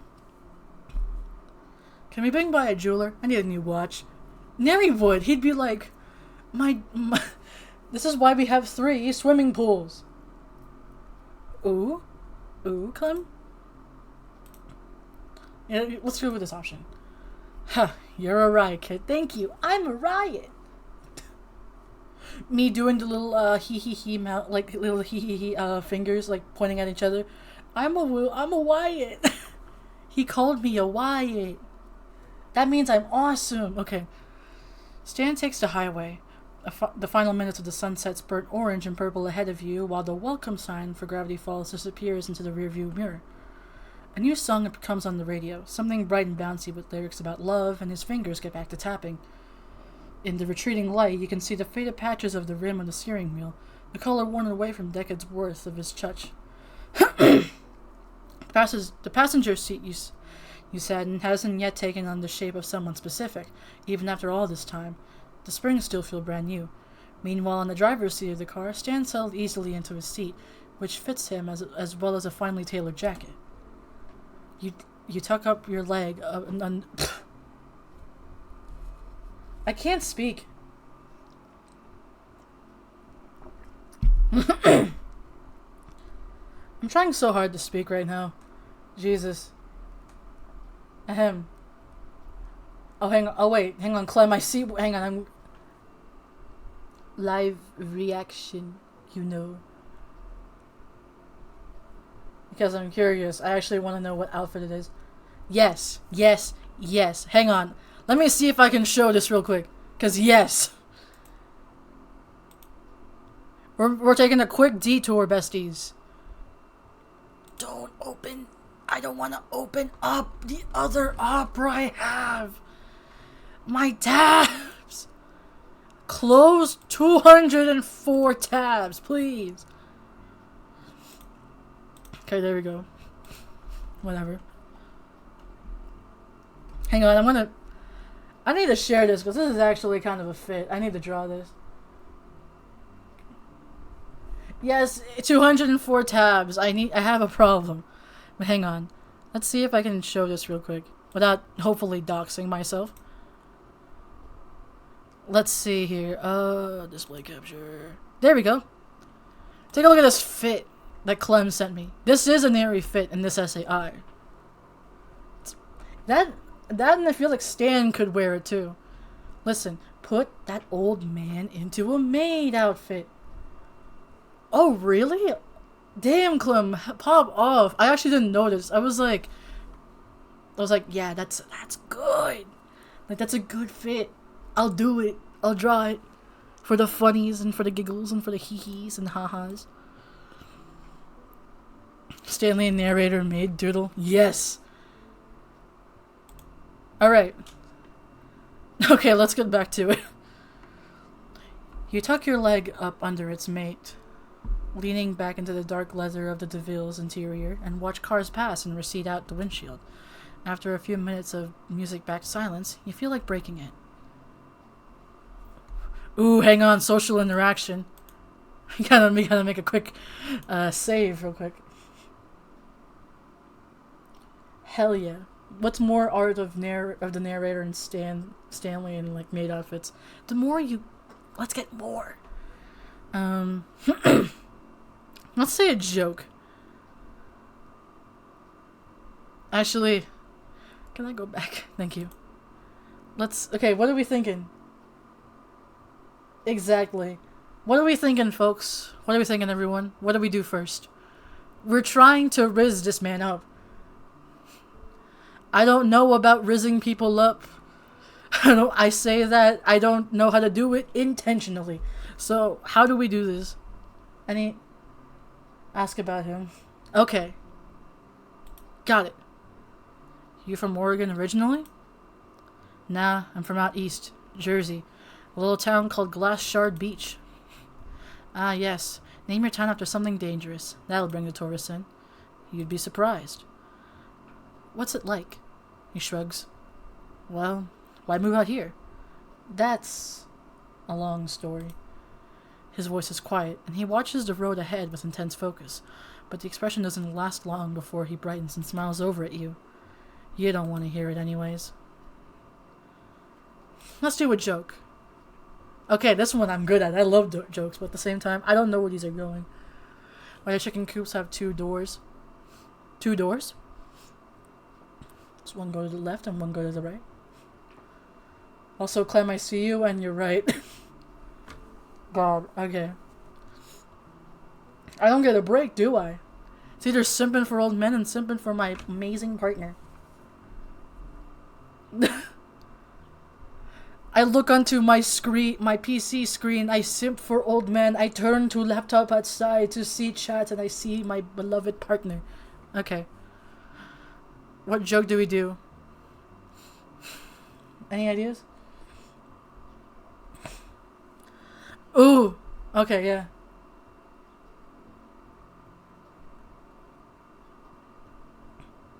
Let's try that one. Stan glances over at you, momentarily confused as to why you're bringing this up. And a lifetime ban from the zoo. Wait, what was the joke? My granddad has the heart of the lion. Had the heart of a lion. And a lifetime ban at the zoo. Stan laughs. Ha! That's pretty good. He thinks for a minute, presumably to come up with a joke of his own. Alright. A blonde walks into a bank in New York City. Oh no, this isn't going to be one of those awful blondes are dumb jokes, is it? He levels a withering look on you. Can I tell the joke? I don't know, can you? You grin with your lower lip caught between your teeth, clearly joking, and he chuckles. Anyway, blonde walks into a bank in New York. She goes up to the bank manager and says, I'd like to take out a loan for $5,000. I'm taking a vacation overseas. Ooh, aight. See ya, yo. Thank you for joining the stream when you could. Alright. A car passes you on the highway going 20 over the speed limit, and Stan swears and then stifles it. Yeesh. Night drivers. So the bank manager goes, well, miss, do you have a collateral? We'll need collateral for that kind of loan. And she nods and says she does. And she takes the bank manager out to the parking lot where she's got a $50,000 Ferrari waiting. And she says, this is my car. You can hold on to it until I pay back my loan. Stan continues, glancing over at you, trying to suppress a smile. The bank manager's confused, but he figures that if this lady doesn't pay, he's going to have a nice new Ferrari in his garage, so he agrees. The sign for the exit points off to the right. The text reading County Road 328, and Stan takes it off the highway. So he gives the blonde her 5 Gs, and she hands him the keys to the car, and she heads off to Europe. A month later, she shows up back to the bank with the 5 Gs and the interest for the loan, which figures to about $15. Stan continuing down an unlit gravel road, the headlights casting spooky shadows through the trees. The bank manager takes the repayment for the loan and the interest, and has one of his employees bring up the car out in front of the bank for the blonde. Out ahead in the road, the deer turns its face to the car and then leaps across the road to disappear into the woods. Just before she leaves, the bank manager stops the blonde and says, Lady, I'm real confused here. You're clearly loaded enough to afford this car, and you paid back the loan and then some. Why take out the loan if you're so rich? And the lady turns to him, runs a hand through her hair, and says, Where else can I park my car in New York for 2 weeks with only $15? Damn! Damn! It's funny. It's not that funny. I will admit, it's not that funny to me. But then again, I am but a Gen Zer who finds really dumb things funny, like a guy yelling, "Get out." What are we thinking? Do we lie? I think let's go. He bursts into wild laughter, and he laughs along with you. Alright, I take it back. That was the best blonde joke I've ever heard in my life. It's giving, yeah, I think it's funny. It's funny, but it's not one that I'd be, like, chuckling over. I'd just be like, that's good. But it's still funny. It's still funny. 10 out of 10. Would funny again.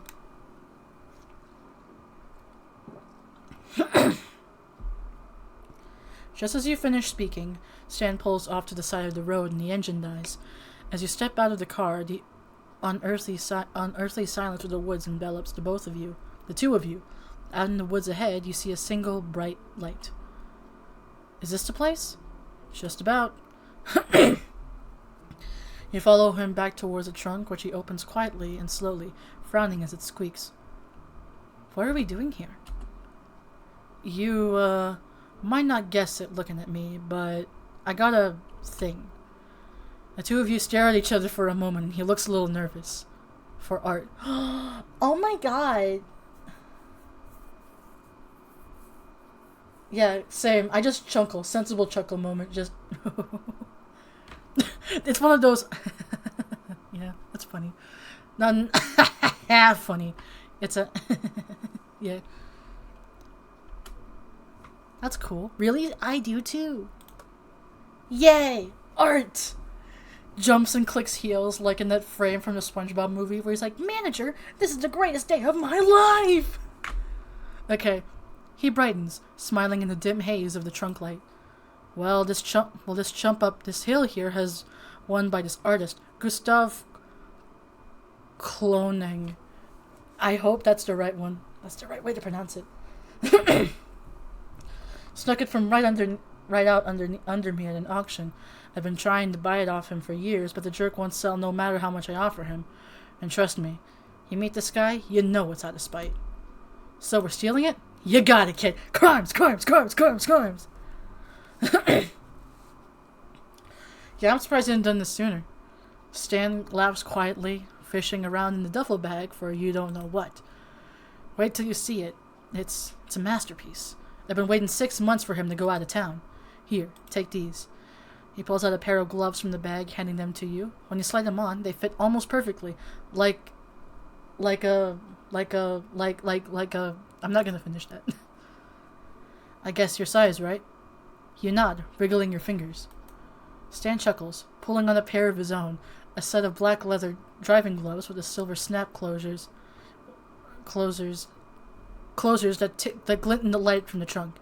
You ready, kid? As I'll ever be. Let's commit some crimes in a video game.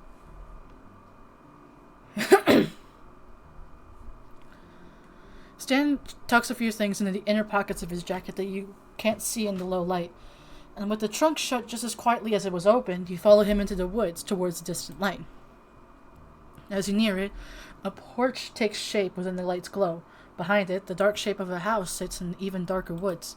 Stan leads you past the front porch and around the corner of the house to a set of stairs that appears to lead you into a basement. This is my favorite part.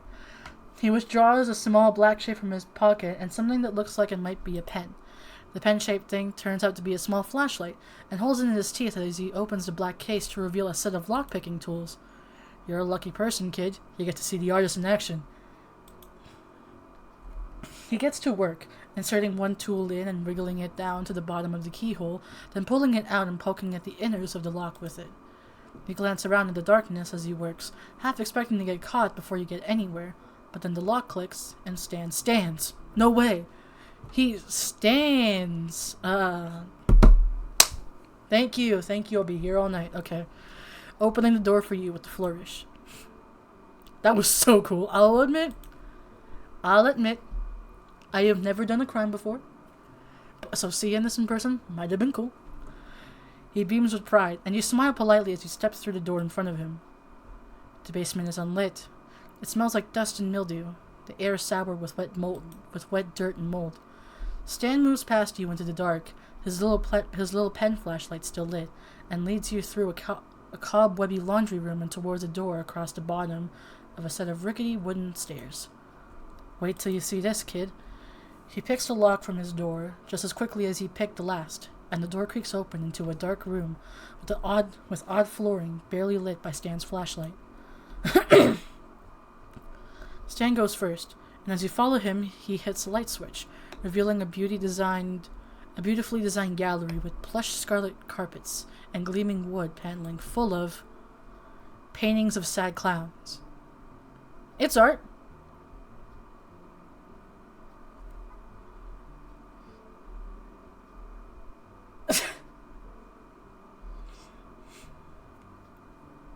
Alright.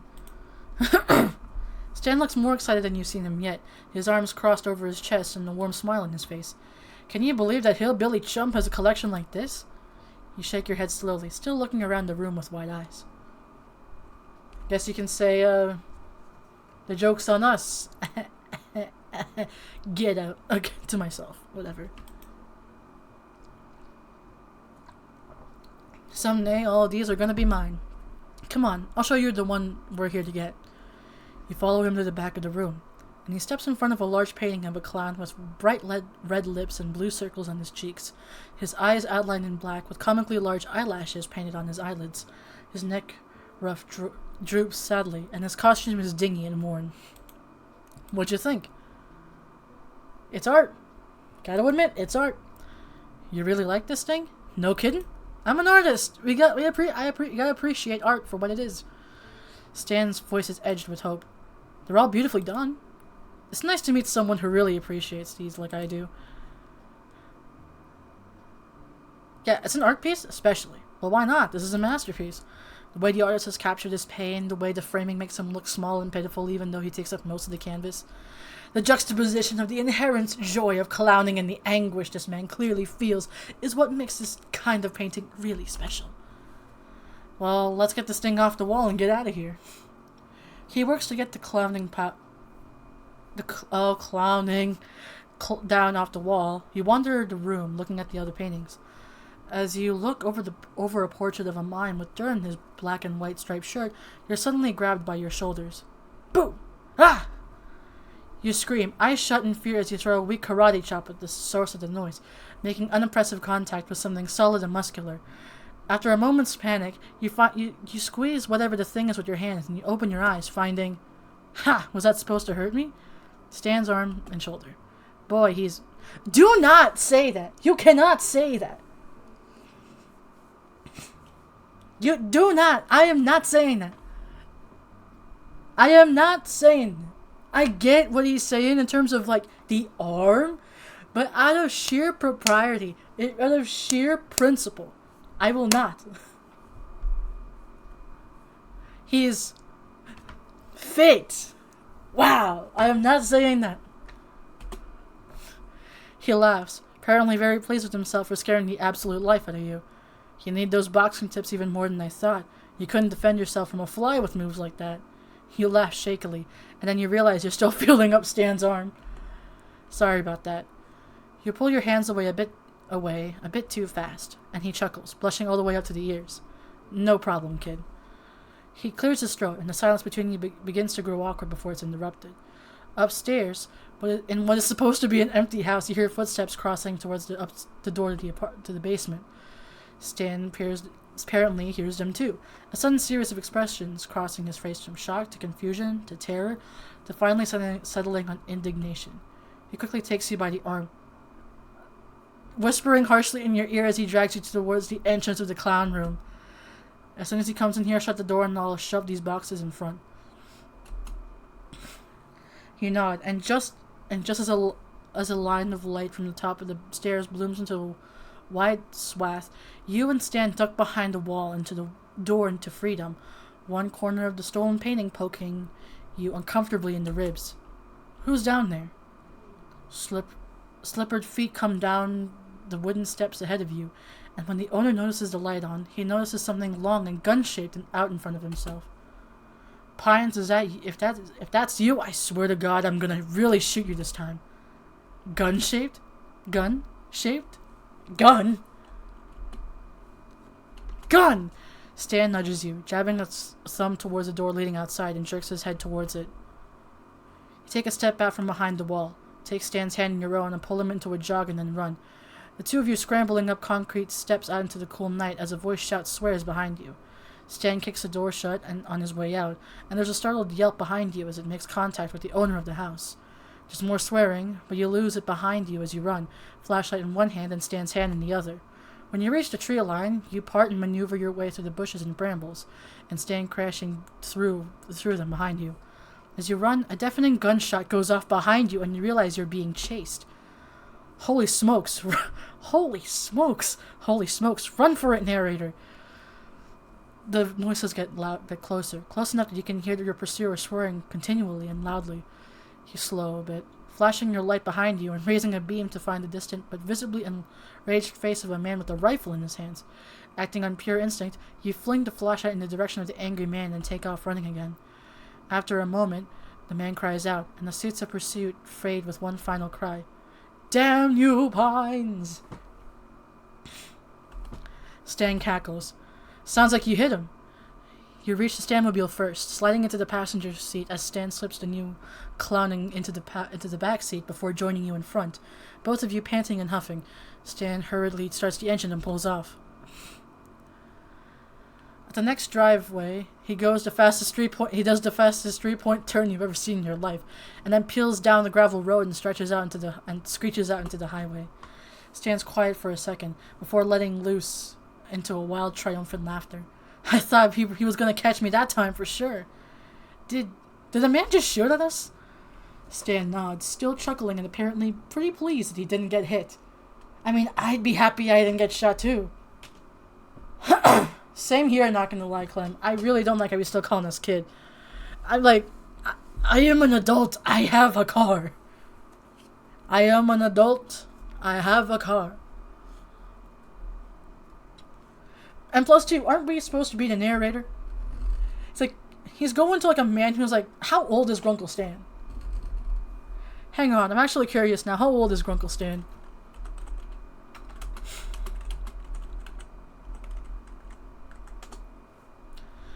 Okay, never mind. If anything, I feel like the narrator would be 1 year younger. The narrator technically, like at least my narrator would be 1 year younger than him. So they're around the same age range. So you know what? 1 year younger. That just seems even more funny to me now. Yeah, I just looked it up and you said it was 60, like, Stan and Ford around 62. And my narrator, at least I headcanon to him either being 60 or 61. Which, that means him calling him kid is so funny because he's just like, hey kid. And I'm like, I am 1 year younger than you. Like, I look older than you. And he's like, kid. You weren't born. You had to have been born 1 year earlier. Okay, whatever. Stan nods, still chuckling and apparently pleased he didn't get hit. He lets out a long, loud sigh, his white-knuckled hands at 10 and 2 on the steering wheel. Yeah, that was... holy moly. You okay, narrator? Yeah, a little shaky, but I'm good. He pulls back into the driveway, back in the direction you came from, and you lapse into comfortable silence. After a while, he starts humming along to the radio, and, knowing the song this time, you hum along with him. Gravity Falls welcome sign passes by again, but the route Stan's taking doesn't seem to lead back to the shack. Instead, you come to a stop outside rows and rows of used cars. A car dealership. Stan slides outside the car, withdrawing something from a pocket within the breast of his jacket. Once you get out and out the front bumper, you can see it's a cigar. You mind if I smoke? Honestly, me personally, I don't really care because I have family who I have relatives in the Philippines who do, so go ahead. Thanks. I don't like smoking around the kids, you know. I'm already a bad enough influence. He chuckles and withdraws a pack of matches from his pocket. And his face is bathed in the light of the flame. From your place a ways down the road, Stan surveys the lot, eyes sweeping back and forth until they land on what looks to be a fuse box under the dark overhang of the roof on the far side of the dealership. What are we getting?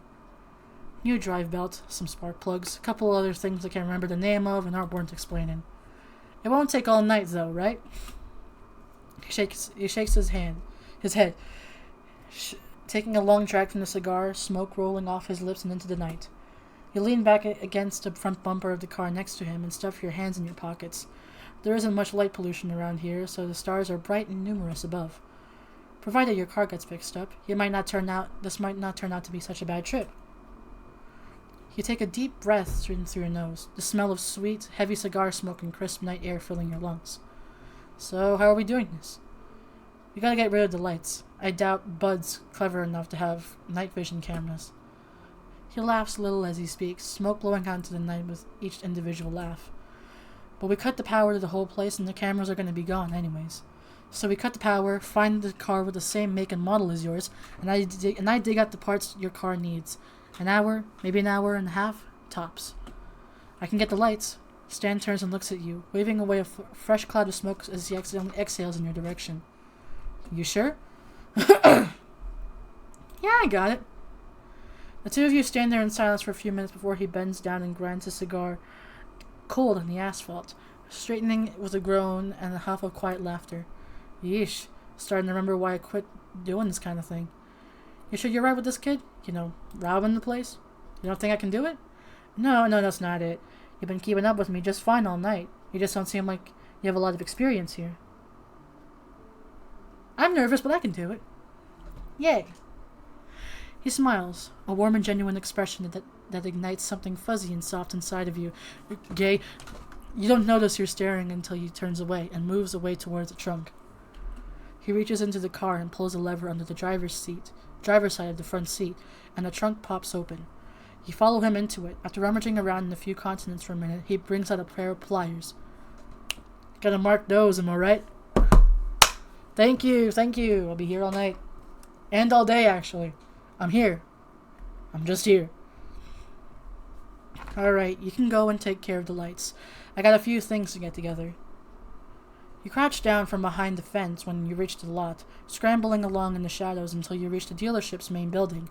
With a peek over the edge, you see that the wall of the building is cast in shadow from a poorly placed streetlight. Another peek, and you spot a car with the same make as yours off to the back of the lot, near a sign that says, Discount section, big deals. It takes an embarrassing amount of effort to get over the fence, but you manage it and press yourself flat against the wall, inching towards the fuse box. It's locked, but you pry it open with the pliers and look over what's inside. A bunch of switches, some wires. Hang on, I'm saving because it's a crime. What are we thinking? How do we go about being criminals, guys? How do we go about being criminals, people? We going, flipping switches? I feel like switches have a potential for, like, you know, me getting caught. But with the other ones, it's like, ripping wires out just seems far too easy.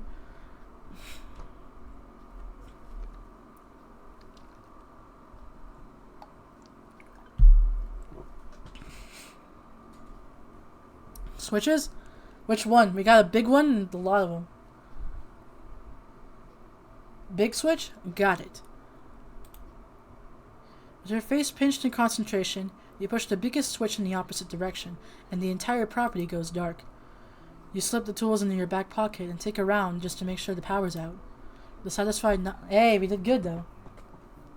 I was gonna mention it, but like, I was already going off, but still. We did good! Hopefully. With a satisfied nod, you feel your way out to the parking lot, knocking your shins on 3 separate cars before you figure out you should probably just stop and wait for Stan. Where you at, kid? His voice isn't far away, but he isn't close either.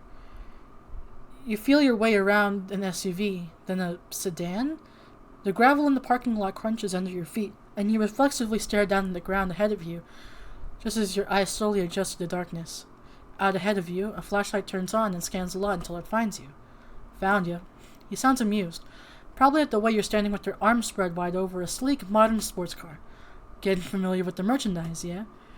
You give the car an awkward pat and make your way towards the beginning of the flashlight's beam. You see anything the same make as yours before the lights shut off? Yeah. There's one in the back in the discount section. It's kind of insulting now that you think about it, actually.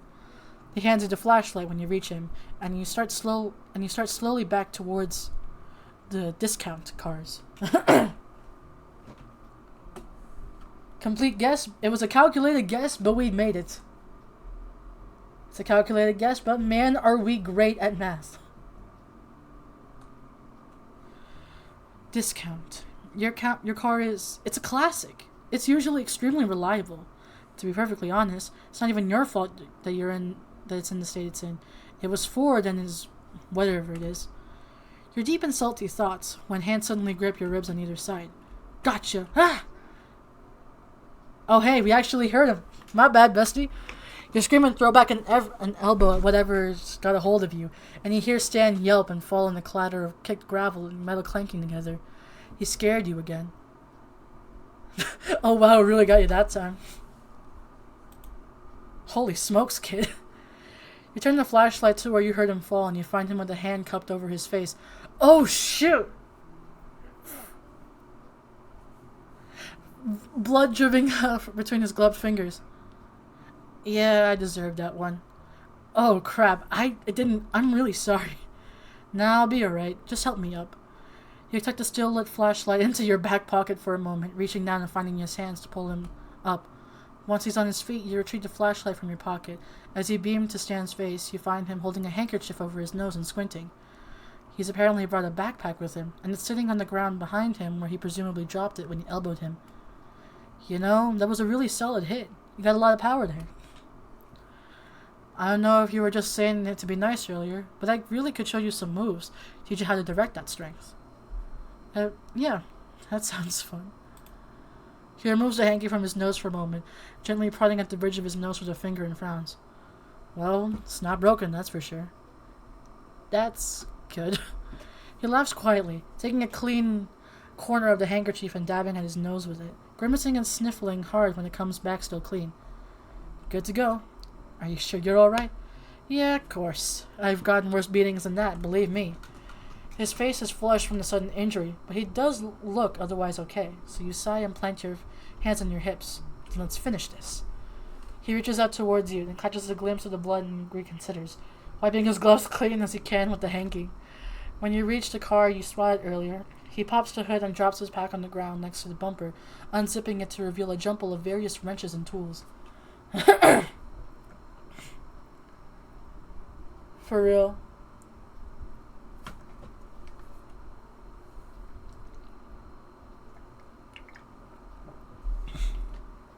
Alright, hold the flashlight steady on the engine and keep an eye out. Keep a lookout. I feel like nothing's gonna happen if I'm doing it just in case, because I'm worried. Okay, really? Hang on, let's see what happens if we do this. Keeping a lookout is definitely important, you think, as he rolls up his sleeves. Okay, never mind, we're keeping a lookout, like the way God intended us to. Like, yeah. Okay, do not the man. Okay, you know what? Screw it. Fine. Keeping a steady lookout is definitely important, you think, as he rolls up his sleeves and exposes his sturdy, well-muscled forearms. Ido, see you in a bit, yo. Honestly, good job that you're leaving now, because I'm gonna regret reading this part, but I must push through. That's wow. His gloved hands take deliberate practice movements without hesitation, zeroing in on the spark plugs immediately. He bends over the front of the car, his oh my god. His jacket riding up his back as he stretches to grab a deeply set part, and you catch one glimpse of skin before you hastily turn your attention back to the lot in front of you. Good. Keep your eyes. Focus on the task at hand. Stop eyeing the old man. Can't believe I'm saying this. I shouldn't be the one to say this. But we are committing a crime right now. You can eye him up and down later. Please. Thank you. You're suddenly very glad it's dark as you feel the blush spread over your face all the way down to your ears. Good. It doesn't take long for him to get what he needs out of the car, shutting the hood and setting his pack on it as he stuffs parts into it. That was quick. Nah, the parts you needed are easy to find. It just takes the right... Hey. Oh wait, I forgot their voice, but I don't want to try doing it. It's like, hey, what's going on over there? Is that you, bud? A beam of flashlight finds you both, and Stan turns around quickly, leaving the bag behind himself on the hood. Yeah? Pines? What the heck happened to your face? And what are you doing here at... Hey, are you stealing parts again? No. Stan inches closer until your shoulders touch, and behind you he pushes the bag into your hands before lowering his voice to speak to you. Run for it. Keep the bag out of sight and toss it into some bushes nearby. I'll get it later. You nod, picking up the bag and holding it behind yourself. The flashlight by the road moves closer, and you slowly scoot away from the car and backwards. Hey, you. Where are you going? You move backwards a little faster, still keeping the bag out of sight, and when the bag leaves you to check on Stan, you make a break for it. And when the light leaves you to check on Stan, you make a break for it towards the back fence, throwing the bag over it ahead of you. A nearby speaks, and you yelp. Hey, where are you going, burglar? You're under arrest. For burglary. There's a shout from Stan behind you and a heavy thud, and one of the car alarms starts squealing. You're so surprised at the alarm that the cop gets his hands around your wrist and slaps a pair of handcuffs on you. You better quit your squirming there, buddy. We caught you fair and square. Aw, come on, Blubs. I saved the town from an interdimensional demon. Give me a break. Sorry, Stan. We got a job to do. Stan grumbles quietly, and the man behind you leads you towards a road behind Stan and Blubs, who's now got him in cuffs. Blubs and Durlin, let's go! You need to get out of this, but how? Yeah. You close the space between you and the cop behind you. Once something moves between your fingers and you grab it, bringing back, well, you're not sure what it is, but it feels like cold and metal and you slip it in your back pocket. Ah, shoot, Derlin, we don't have the cruiser. Me and my ideas for romantic strolls in the moonlight. Well, why don't we just commandeer Stan's car? Don't you mean commandeer? I don't know.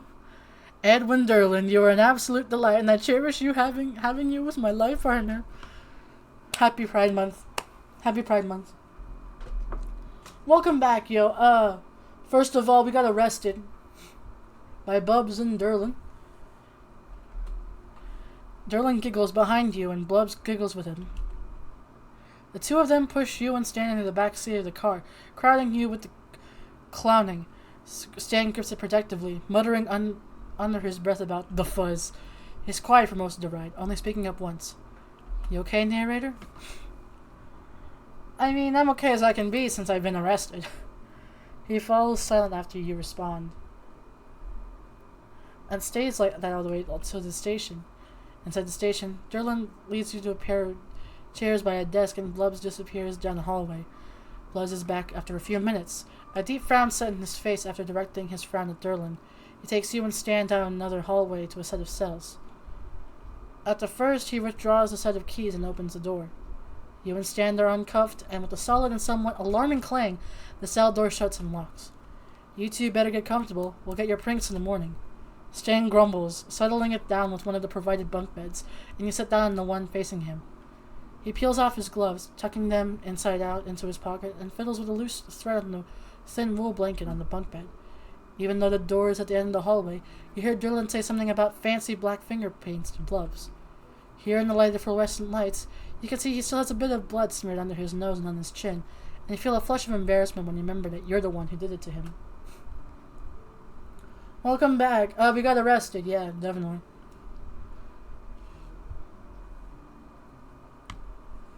Can't wait to see how This is not so great. You can say that again. How are we gonna get out of here? Stan shrugs, crossing his arms over his chest and flopping back into the mattress. Don't think we can, kid. I'll see if I can convince them that you got hypnotized or something and to come along with me, keep you out of trouble. Listen, if you're going down for this, then so am I. He laughs quietly, propping himself up on his elbows. You don't want to get in trouble with the law, kid. Trust me, this isn't my first time spending the night in jail, not by a long shot. Sounds rough. Well, yeah, so it goes. This won't be so bad compared to 5 years in the Colombian prison. You what? There's a story behind that, but it looks like he doesn't want to tell it at the moment. Anyway, the only way we're getting out here is with the keys.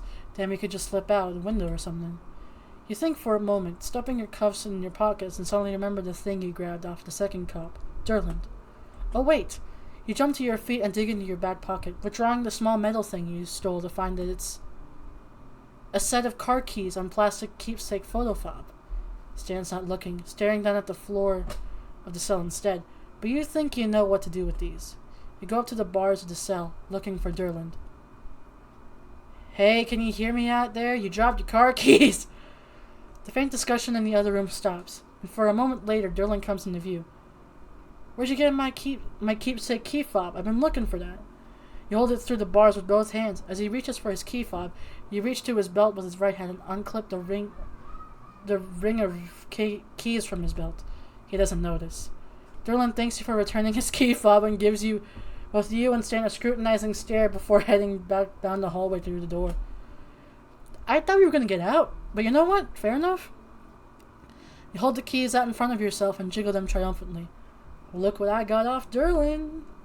Stan stares at your hand in disbelief, then at you, then at the keys, then back at you again before laughing incredulously. Are you sure you don't have expertise with this kind of thing? Stan takes the keys from you, looking them over in his palm. He smiles up at you, then looks down at the keys and covers his mouth with his hand, dragging it down his chin. I can't believe I have been shown up by a tourist. We'll get used to it, buddy, 'cause I've got skills. Our beloved narrator is a criminal, and we love him for that. He looks proud, smiling up at you like you've just handed him $1 million. Well, what are we waiting for? Let's get the heck out of here. He stands as you reach through the bars and try the keys until one works. The door swings open with a quiet creak, and you creep out down the hallway to the door. You open it with a crack, looking out into the lobby and see Blubs asleep at the front desk, Derlin not in sight. Slowly, you pull the door open and move into the lobby. Stan taps your shoulder and whispers low. "We gotta get my keys. You see them anywhere?" You glance around and spot them next to where Blubs is asleep, drool pooling on the table. Shoot. Crossing your fingers for luck, you sneak over to the desk and reach down to grab them when suddenly Blubs stirs and mumbles. Dang Bigfoot, stealing my shoes, stretching all my shoes. Stan snorts from behind you, and you manage to suppress a laugh as you pluck the keys away. Wait, hold on! Stan disappears into another room, and you're stunned, wondering what the hell he could be doing right now that's more important than escaping. Before you have the chance to call him something you might regret later, he reappears in the doorway with the troublesome clown painting under his arm. I think this is a date. A wild first date, but you know what? It's a good date, I guess. Clearly Nary's into it. Seriously? Duh. Alright, let's roll. Slipping out with only a click of the station door closing behind you, you and Stan climb into his car and escape into the night. After stopping by Bud's dealership to pick up the hidden backpack, you and your partner in crime head back to the shack in comfortable silence. You'd feel tired if it weren't for the adrenaline. You carry the backpack inside while Stan brings the clowning in the briefcase, setting both on the kitchen table. I'd call that a successful night. Even though we got arrested, and I would, so would I. And fun, too. You grin over at him and realize, in the bright kitchen light, that he's still got blood in his face. How do you keep forgetting? You're the one who elbowed him, after all. Come here. You pull out one of the chairs from under the table, gesturing him to sit down. Oh, look at the art! Look at the art! Look at the art! Look at the art! Look at the art! Points at the art, looks at the art, look at the art. He looks a little wary, but obeys. The chair's ancient metal frame creaking under his weight. You grab a couple paper towels, turning on the faucet in the sink and wetting them. What do we think, What do we think, folks? We clean it for him? We do it? We clean it for him? We are romancing him. Clean him yourself? Aye, aye, Captain. Let's go. Hang on, I'm just gonna quickly save. Because I'm nervous. Okay, clean him up. Mentally steadying yourself, you hold the side of his face and neck with your hand. With gentle pressure, you guide his head to tilt back until he's lit up fully by the overhead light. You can feel him blush under your hand, his skin heating up, and he seems too surprised to protest or even speak as you wipe the now dried blood from his face. He's quiet while you work, watching you with warm brown eyes rimmed by dark lashes. We rizzing! I could have taken care of this myself, you know? He says this, but he hasn't pulled away or made any move to leave. I did the damage. The least I could do was clean up after myself. Anyway, you've done plenty as it is. The paper towels you have become too soiled to work with, so you toss them into the trash and go back to get a few more. Your hand returns to his cheek, and you could be imagining things, but it almost feels like he leans into it. I really did have a good time with you, though, tonight. I had no idea crime would be so fun. He smirks, avoiding her gaze. I had a good time, too. You pause for a moment, realizing something. Those cops are gonna come after us, are they? Stan shrugs. Probably not. They're nice enough guys, but not exactly competent. You laugh quietly and he smirks up at you. You stand back to make sure you're finished and toss the last paper towels in the trash. You're sure it's not broken? Nah, I'm fine. Don't worry about it. Your hand lingers on his cheek. Folks, what do we do? What do we do? What do we do? Hang on. Let's get. What's your input, folks? Chat. What's your input? Say goodnight? Go in for a hug, or is that too much? The hand was a bit too close, right? How do you do a poll?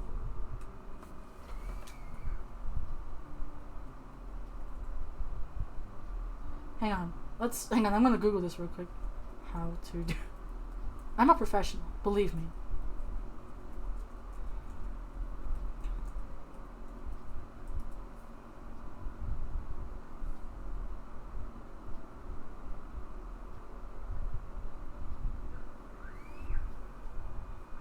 Yeah, because...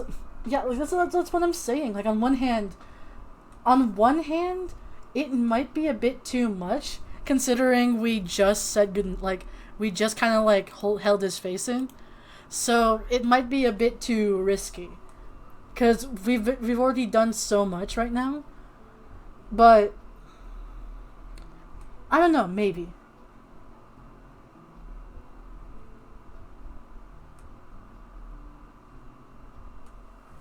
Alright, hang on, let's see here.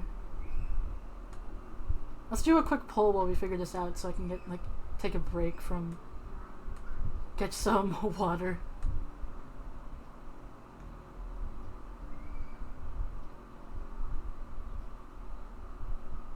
Hang on, I'm gonna look this up.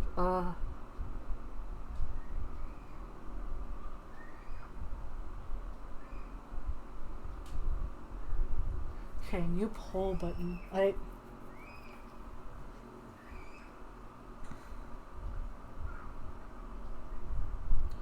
Oh god. Hang on.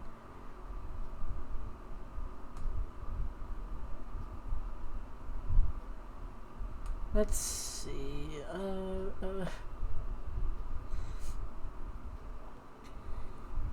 Oh yeah, we could. You know what? Let's try that. Let's say good night first and then see what happens. And if it's okay, then we can do a hug.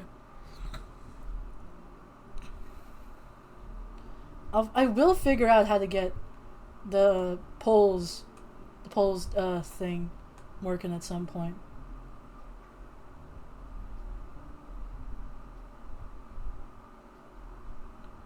Alright.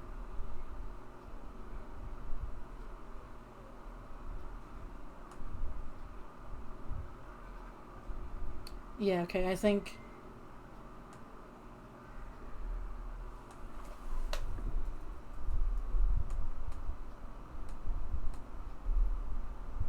Yeah, let's do that. Alright.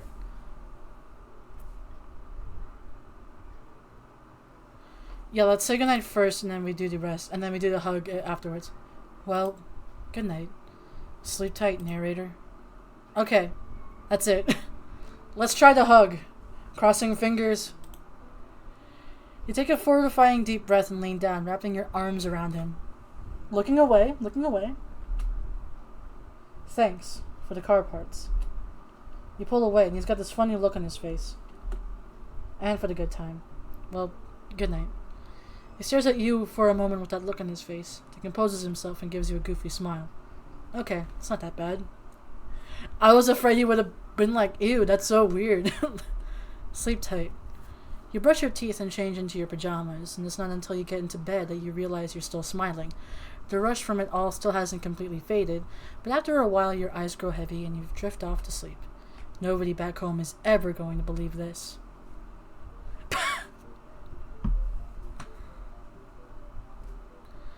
It's like you were made for each other.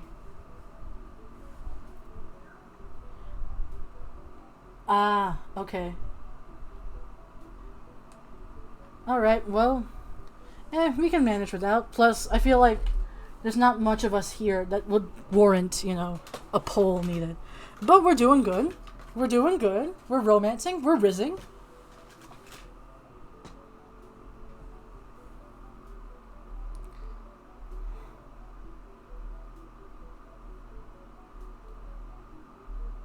Alright.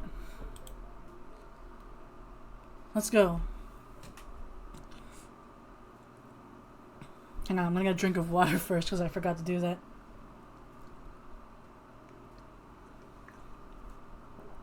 Thank you. We love rizzing up old men. I can't even... Whatever. Alright. Someone thumps their fist on the storage room door, stirring you from sleep with a jolt and thud as you fall off the mattress. Scrambling to your feet, you step over the door over to the door and swing it open wide. Narrator, I need your help. It's at that moment that you look down to see Waddles swaddled in her arms, wearing a top hat and a small bow tie. Why is Waddles looking so dapper? He does look pretty dashing, does he? Wait, we're not here to dish out compliments. There's an emergency. A love emergency. Mabel stares up at you with wide eyes, her little arms unmoving as Waddles attempts to wriggle free from her grasp. This kid's stronger than she looks. Knowing Mabel, this could mean she has a new crush. From what Dipper's told you, she's still deeply rooted in her boy-crazy phase, or she desperately wants to wed Waddles to some unsuspecting critter outside. Waddles and Gompers are renewing their vows today, and I can't find Gompers to put his gown on. You gotta help me find him. You weren't actually expecting your second guess to be right.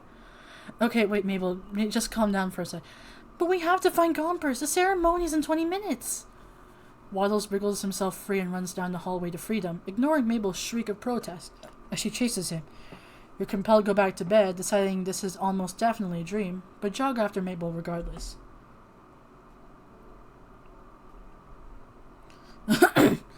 You catch sight of Mabel just as she leaps over Dipper, who's sitting on the floor with a large array of graph paper and chewed pencils. She runs to the back door, suspiciously open, after Waddles' snorting self, yelling at him not to lose his tie. Mabel, what's going on? Waddles wedding Gompers? You're a little out of breath. Mabel's fast. Dipper smacks his hand to his forehead, dragging it down his face dramatically. Of course. She told me they're renewing vows or something. They got married last summer, but she misses the pizzazz of weddings. Dipper looks nonplussed. How do you spell it? Say that? Nonplussed, whatever. But you can tell he's at least a little invested. Are you going to help her with whatever that was? I don't even want to imagine. This is the only time we are not going for a divorce. Let's go. And with that, you run past him. Dipper's sputters of surprise growing fainter as you head outside. Mabel's already a ways away when you burst out into the shack's backyard. Fortunately, Stan and Ford are nowhere in sight. You're not sure what you'd think of them finding you searching for the goat bride as Mabel calls out to lure Gompers home. Come on, Gompers. I already booked the second honeymoon and the caterers are going to be mad. Runaway brides are so cliche. She's seriously invested in this farm critter marriage. That, or she's watched way too many dramatic romance movies. Or both. Gompers? Come on, goat pal. Where are you? You hear Dipper head towards Mabel's to help her look, so you veer opposite, opting to cover more ground in search of the runaway goat bride. Alright. What do you think? What are we thinking, chat? What are we thinking? Under the shack's foundation, on the roof, or inside Stan's car? Because on one hand, I legitimately just don't know where to pick. I feel like going back to the car might be a bit weird considering after last night. Like, I don't know how he'd managed to get into the car. But, you know, anything can happen. You know, life is full of wonders and mystery. And life is full of whimsy. Who knows? Also ignore me checking my Tumblr notifications. Like halfway through. Why? Because I saw I had a bunch of notifications suddenly and I was like, what the hell happened here? Okay, not much. Whatever. Thoughts, concerns, prayers?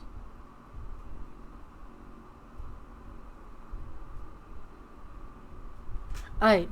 Let's do the foundation, under the shack's foundation. Let's do Stan's car first, because it mentions Stan. And afterwards, you can go through the two. Because I refuse to believe that that Gompers is on the roof. Despite the absence of both Ford and Stan, the former's cheery red car sits in front of the shack, gleaming in the summer sun. You head towards it and peer in the windows, cupping your hands around it to see inside. You can see a can of Pit soda on the passenger seat, a badly hidden pack of cigars in the driver's side door pocket, and a magazine on the floor in the back seat. You squint at it and find it's emblazoned with the title, Fully Clothed Women. And it's not a goat. Okay, so it's not there. We have multiple options. Let's do the roof. Actually, let's do the shack's foundation. You duck onto your knees and look under the house. There's a large hole that leads somewhere on the ground, but you figure Gompers isn't down there if that's Ford's illustrious basement Dipper gushed about. Okay, wait, what? You walk backwards and put a hand to your brow, shielding your eyes from the sun as you watch the scaffolding of the shack. Nothing. Oh, there's nothing?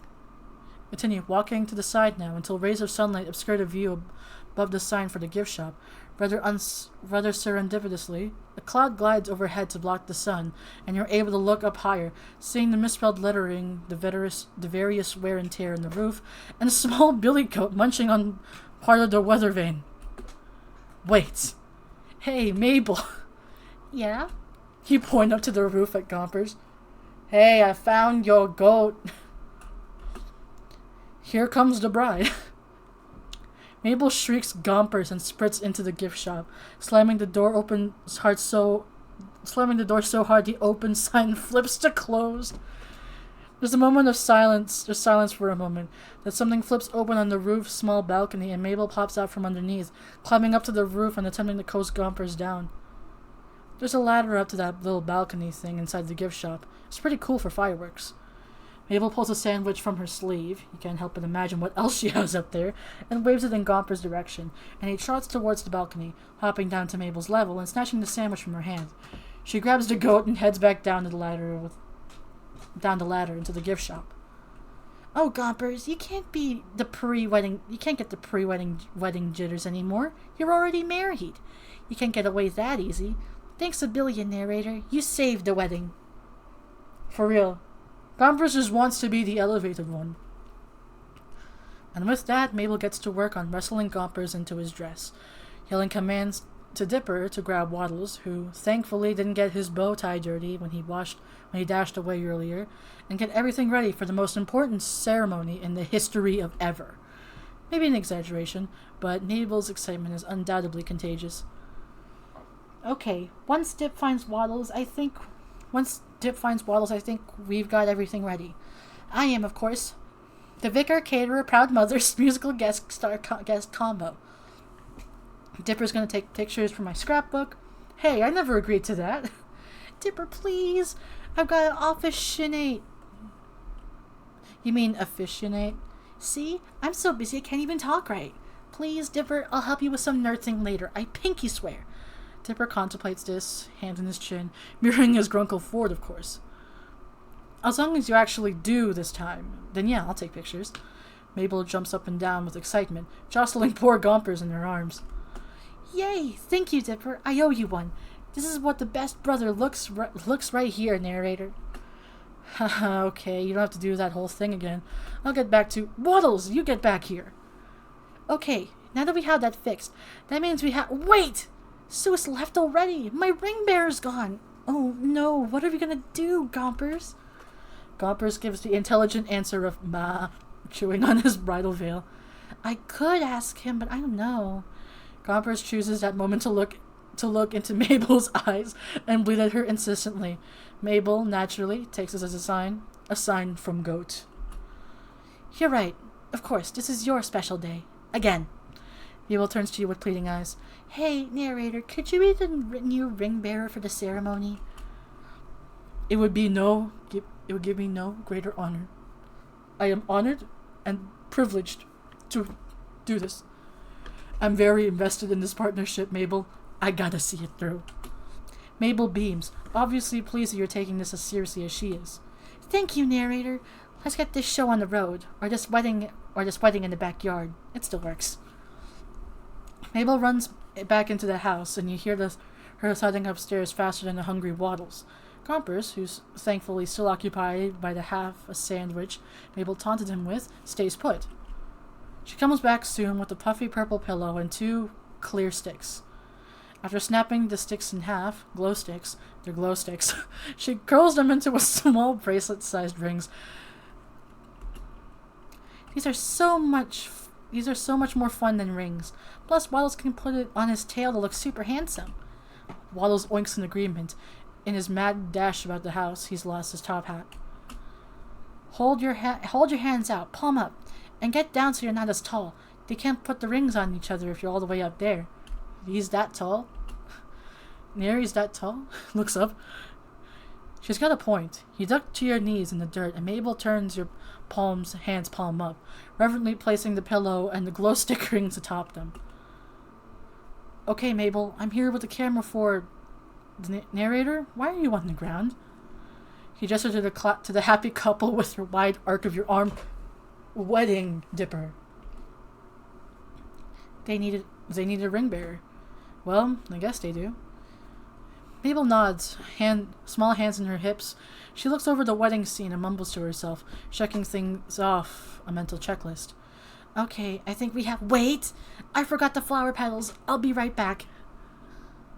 And she's gone again, leaving you alone with a pig groom, a goat bride, and 2 glow stick bands of matrimony.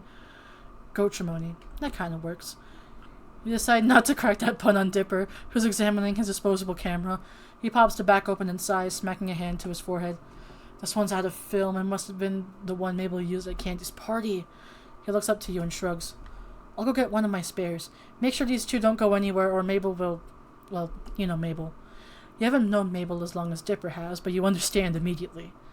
You're left alone in the backyard with a groom's pig, a bride goat, 2 glow sticks, and a broken disposable camera. While you'd love to say you've absolutely been in this situation before, you've unfortunately have not. I really am happy for you both, Waddles and Gompers. Both animals turned to you, nonchalant to the current state of events. But I can't believe Mabel forgot the flower petals. Jeez. Just as you go to continue this one-sided conversation between human, goat, and pig, you hear 2 voices coming around from the house. 2 very familiar voices.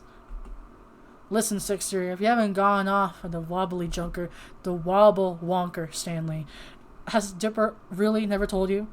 Then you wouldn't have freaked out the kid at the store we needed, and we'd have, I don't know, the stuff to fix my house after you got a car stuck in it? It's still my house, and besides, if he was a fisherman, he needed to know. Both standing forward round the corner to find you sitting on your heels next to Waddles and Gompers, brandishing a pillow and glow sticks in the dirt. The 3 of you stare at each other in silence. When he looks at me, and I look at him. When he looks at me, and I look at him. And he looks at me, and I look at him. And he says, I'm sorry. What did you want again? Okay. Mabel needed a ring bearer for the wedding. It's at that moment that Mabel kicks down— Oh, thank God Mabel here back. Mabel kicks down the back door, runs to your side, and throws rose petals atop your head. Ta-da! You blow a rose petal off the tip of your nose and grin at Mabel. I think our bride and groom are ready to renew their vows, don't you? Mabel nods empathetically at you before turning to her grunkles, lighting up at a 100-watt smile. Yes, Grunkle Stan, Grunkle Ford, you guys got back just in time. And just like that, Mabel pushes Stan and Ford towards you and tugs your hand so they sit across from you. Stan complains about his knees while Ford asks Dipper exactly why the pick and goat are betrothed. First is what you know about both at this point. Mabel makes way with the wedding, and you sit cross-legged, the pillow and glow stick rings on your lap. Every so often, Mabel stifles a theatrical sob, wiping a very real tear from her eye before she turns to you for the rings. Oh, Mabel, how should the betrothed, wear their rings, since they don't have ring fingers? Just put them on wherever you think they fit best. One over each ear like fun earrings. One around goat horn and one around the tail.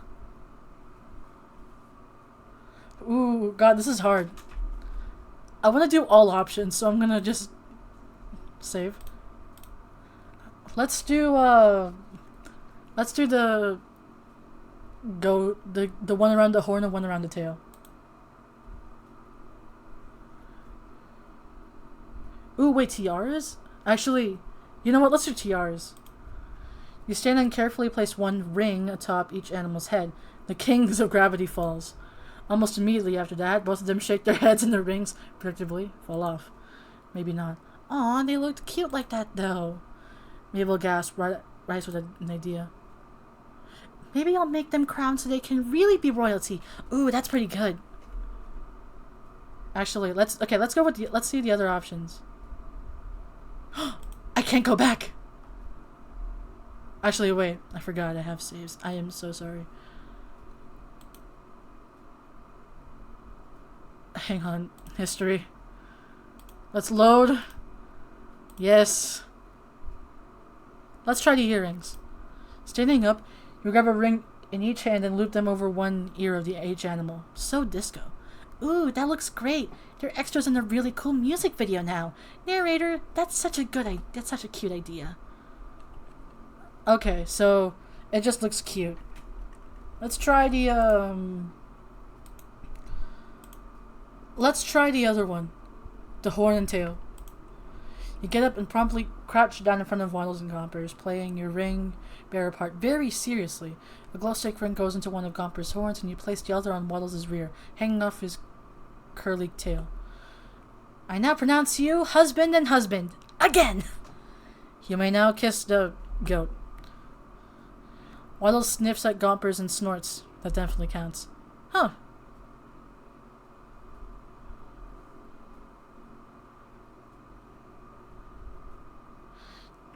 You know what? Let's go with that one.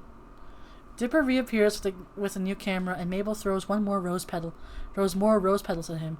A few get stuck to his fluffy hat, and he rolls his eyes, but retaliates by taking a very close-up picture, the flash temporarily blinding her. Hey, save the film for the renewed newlyweds. Renewedlyweds. I need plenty of pictures for my scrapbook. You owe me a new camera for this, Mabel. He sounds annoyed, but his fond sibling smile gives him away, and he starts taking pictures of the happy couple, getting odd angles as Mabel pushes them into silly poses. You step away from the scene and go to head back into the house. Being ring bearer is thirsty work, but Stan and Ford stop you before you make it to the door. Hey, narrator, thanks for playing along with Mabel with the whole wedding thing. We're both glad you're willing to entertain her whenever we're gone. She didn't, make you do it, did she? Oh, no, she didn't. She needed a ring bearer, so I stepped up to help. I'm not the ring bearer. I'm the ring bearer who stepped up. Stan and Ford arch matching brows at you. I'm very invested in the marriage of a goat and a pig, you know. The three of you laugh and Stan pats your shoulder. Ford gives you a warm smile. Well, I'm glad you're into all that as she is. Thank you for that. Yeah, kid. It's nice of you to be, nice to her, you know? Stan clears his throat, awkwardly rubbing the back of his neck. Thanks for playing with Mabel and her weird wedding thing. She looks like she likes you. It's not hard, but still. She gives you a genuinely grateful smile that you easily return. It's no problem, really. I'm happy to keep her and Dipper happy where I can. Stan nods at you, pink in the cheeks, before going past you and heading into the house. You swear you see Ford give him a funny look, but you could just be imagining it. Hey, narrator, you're going to miss the party. We got popsicles. I call the red ones. Pineapple ones are mine. I call dibs. But the pineapples are the best ones. Mabel and Stan wrestle over a yellow popsicle while Dipper contentedly unwraps a red one, holding it above his head and out of Gomper's way. Ford gingerly picks out a purple ice pop and leaves the ice chest open for you to grab one as well. While Stan and Mabel aren't looking, you hide the pineapple popsicles at the bottom of the chest. Dipper sees and starts laughing, but doesn't tell. They're a strange bunch, but two sets of pine twin... They're a strange bunch, these two sets of pine twins, but they're certainly making your summer a lot more exciting as your stay at the Mystery Shack continues. You wreck of a car sitting outside in the heat of the setting sun. It's another day of summer with nothing to do but wait. Your schedule is surprisingly clear today. Stan usually has something going on for you to help with, and if not Ford, Seuss, or the kids do. Who do you want to find? Stan! He's blushing. Oh god, he's blushing. Stan time. This is a story in it of a man named Stanley. Alright. You pass through the living room, and Mabel spots you from her seat at the table. Narrator, I was hoping I'd see you. Come on, I want to ask you something. Mabel points down at the table with a raspberry pink colored pencil. Her art supplies scattered across the table lie across various sheets of paper with brightly colored doodles and lots of glitter. You see a drawing that looks like a cross between Barney and Godzilla, a page full of puppies, and a page of a drawing of what looks like you and with... Is that Ford or Stan? Mabel's not finished with it yet, but the telltale jawline gives it away. I hate to admit, but when I saw that Gravity Falls is coming back in terms of fandom, I saw like the fan art, and I'm like, the way I draw my narrator's chin looks exactly like how people draw Stan and Ford's, and it makes me feel so weird because I'm like, hey, that looks familiar. Anywho, you sit down at the table across from Mabel and suddenly get the same feeling you'd get at the job interview. It's intensified when she pushes her organized chaos of papers aside and staples her fingers over the table surface. Narrator, I'll be frank. I've been trying to find a match for my Grunkles for a while, but I never seem to get their matches made. Sorry, a match? But then, it's like you were pulled from thin air, attracted to the shack by a magnet of love. It was a sign, and this week just made the chemistry you share with him obvious. You know who I'm talking about, right? Stan. There is really only one option. Yeah. Exactly. Grunkle Stan says he's not looking for love anymore, but I think he says that after every rejection. He's a romantic deep down. I can feel it. And you know what they say. Even if you're not looking for it, love will find you no matter what. Love? That's a jump to say the least. Well, you certainly had enough time to form your opinion on Stan, and it's shifted and changed with every additional minute. He's got his own fair share of mysteries, and damn it, you're curious. There's plenty of chemistry, plenty of potential here. I could see it in your face. You know what would really get this chemistry going? Talking to him? Pfft, what? No, I'm thinking of something more romantic. Hold on, I'm getting an idea.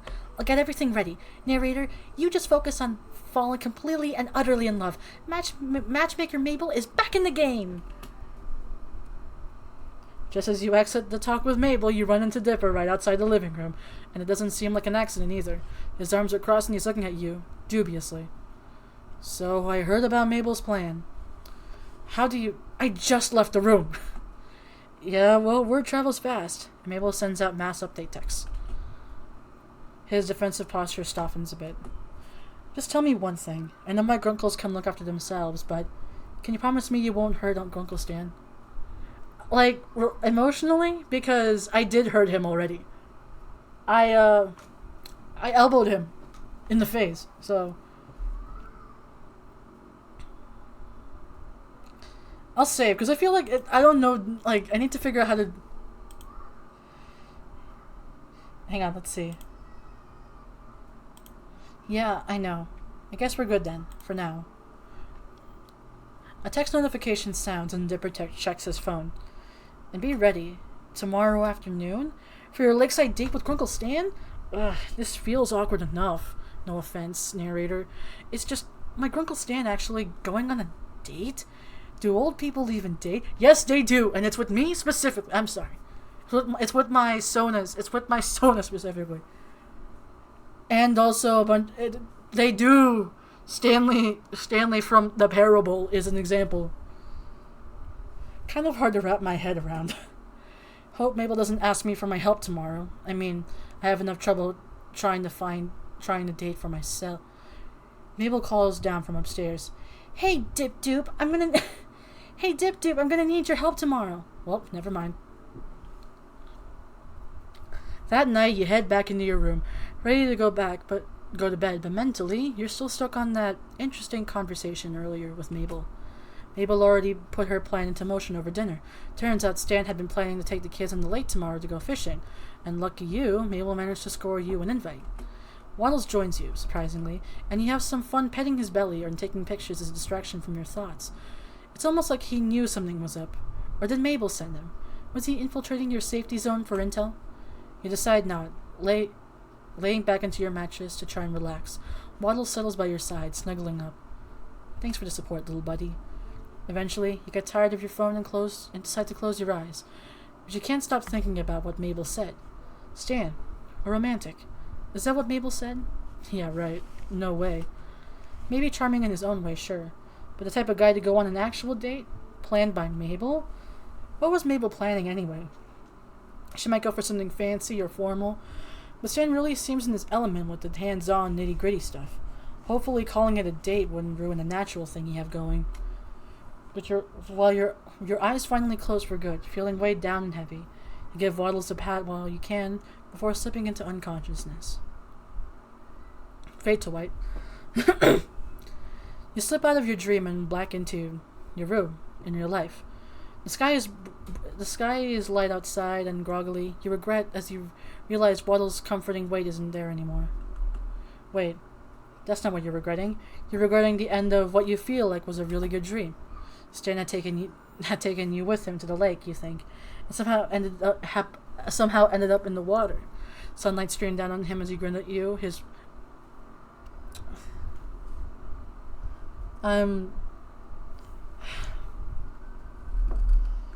Excuse me for a minute. Good God.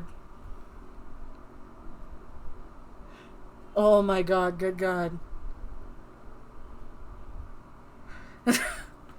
I don't... Yeah. I need to take a step away for a second. Girly. Bestie. Get your mind in check, please. Where were we? We're fine. We're fine. Don't worry about it. We're good. We are so good. We're so good. Just gonna take a shaky sip of water.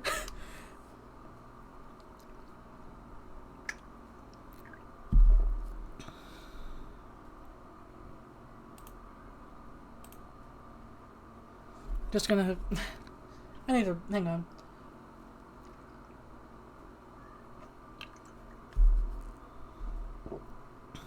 Alright. We good? Alright. Let's do this. Also, I don't know why the VTuber thing isn't working right now. Because I'm looking at stream and it doesn't seem like it's doing much.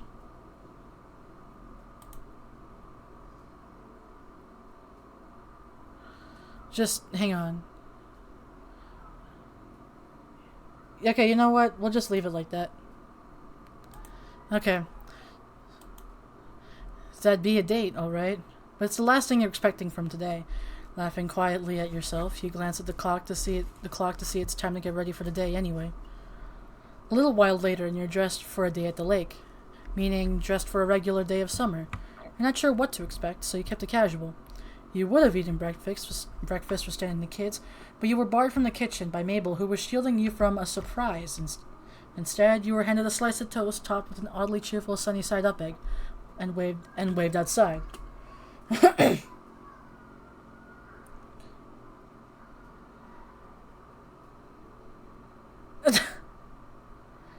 Don't worry, Clem, it's definitely not a 3-hour break. Now that you're out in the sunlight, you see that Mabel stuck a smiley face sticker on top of the egg. You peel it off with a shrug and dig in. Leaning against the scarlet door of the El Diablo, you stare up at the totem pole outside of the shack, thinking about how it both stands out and fits perfectly with the shack's aesthetic. It's obviously part of the weirdness of the tourist shop, but you're not sure why. It looks pretty well made, even if it's kind of creepy that whenever you move, the eyes at the top seem to follow you. Suddenly, the front door of the house bursts open, and a flurry of sequins and glittery hair clips flies out, attached to a very excited Mabel. Narrator, are you ready? You're not spying on any conspiratory nudges or winks, so you kind of think Mabel's dropped the whole date setup thing, at least for the moment. For what? Fishing? Yeah, aren't you excited? This isn't just regular lake fishing. This is Lake Gravity Falls fishing, where adventure awaits, danger is hot on your heels, and the islands shift and move in the corners of your eyes. I'm sorry, the what move? Are we talking about Scuttlebutt Island? I love telling that one. So we were out on the shore, right? And we saw this giant... Hey, you kids better not be giving the narrator that lake monster story again. Stan comes out from the shack with several fishing rods in the crook of his arm, as well as a large tackle box in his right hand, and in the other hand are 4 fishing hats with haphazard embroidery in the front of 2 of them. A closer look reveals that the names are actually stitched into the hats, reading Mabel and Dippy. Grunkle, Stan, you don't have to pretend not to believe us anymore. I swear it really happened. It just rose right out of the water and started chasing us. And we had to row back as fast as we could. And it was speaking in creepy monster language and... What did I say? No more of that monster talk or you're gonna scare the narrator away. Both kids look a little disappointed, but leave it at that. Stan puts on a smile and drops Dipper and Mabel's respective fishing hats on their heads. Mabel tugs hers on while returning to the car, while Dipper follows, exchanging his usual hat for the fishing one. Stan looks out after them, then turns to face you. Kids love to exaggerate. Pretty sure it wasn't that terrifying. Besides, I've been through worse.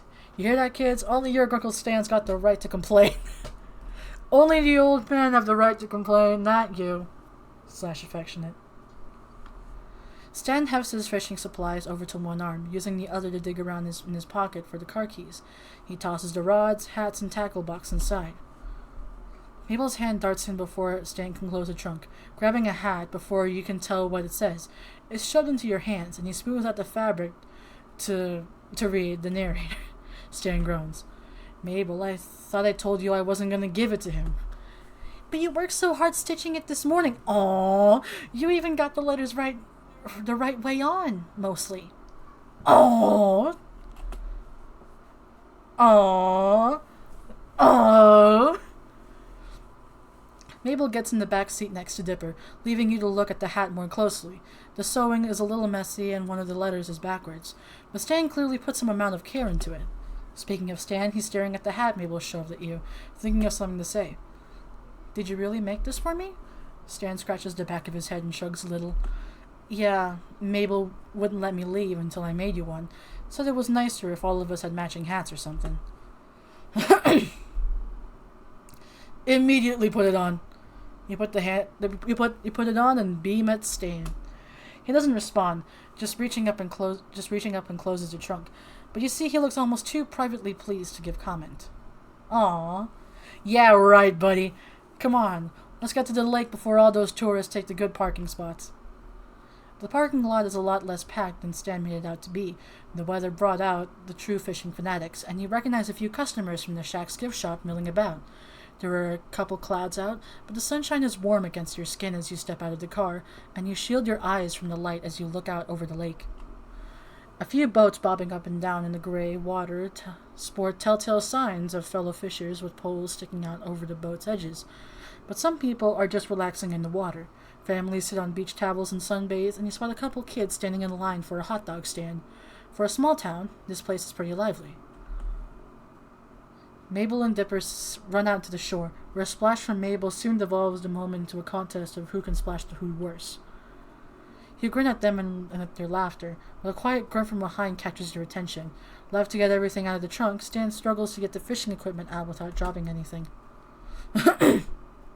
I'll help. Hey, need some help? Stan glances up at you. It's really not that much, you know. Not even a couple of poles? Stan considers this for a moment and hands you 2 of the 4 fishing poles. Think you can hold on your own? What, under the crushing weight of a couple fishing poles? I think I can manage. You hear Mabel's voice from the distance away to the shore. Truce, hold on, I've got a phone call. You see Mabel taking out her cell phone as Dipper takes the opportunity to start bringing out parts of his shirt. Okay. I'll be there in 5. Bye, Grenda. Mabel hangs up and rushes to you and Stan. Grunkle Stan, I'm really, really sorry, but an emergency is happening right as we speak. What, is somebody dying? No, the opposite. A birthday. What? Grenda Jr. is having a baby right now, and Grenda needs me there for motherly support. Grunkle Stan, you gotta let me go. Stan scratches his head and frowns.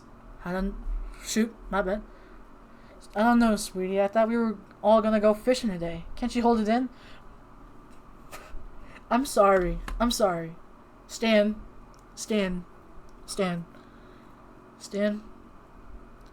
Did you really just say she can't hold it in? That she can hold it in? I'm less confused about the fact that apparently Grenda's having a child, or apparently some sort of birthing, but I'm more concerned with the fact that Stan's just like, can't you just hold it in? Whatever, okay. Nope. And it's not every day I get to see the wonders, of iguana childbirth. Okay. You know what? Yeah, but also, Stan, they can't hold it in. Buddy. Grunkle Stan, please.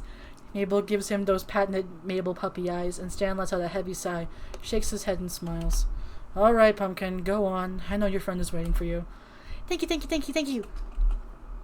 Mabel wraps her arms around Stan's waist and gives him a strong hug, her wide grin never faltering. She then lets go and grabs Dipper's wrist before dashing off.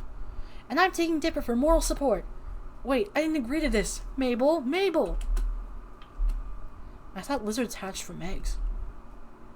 Thought so too. But hell, I've seen weirder. Best not to question it, kid. Before you delve too deeply into the thought of live birth lizards, your phone buzzes in your pocket. You pull it out and it's a text from Mabel.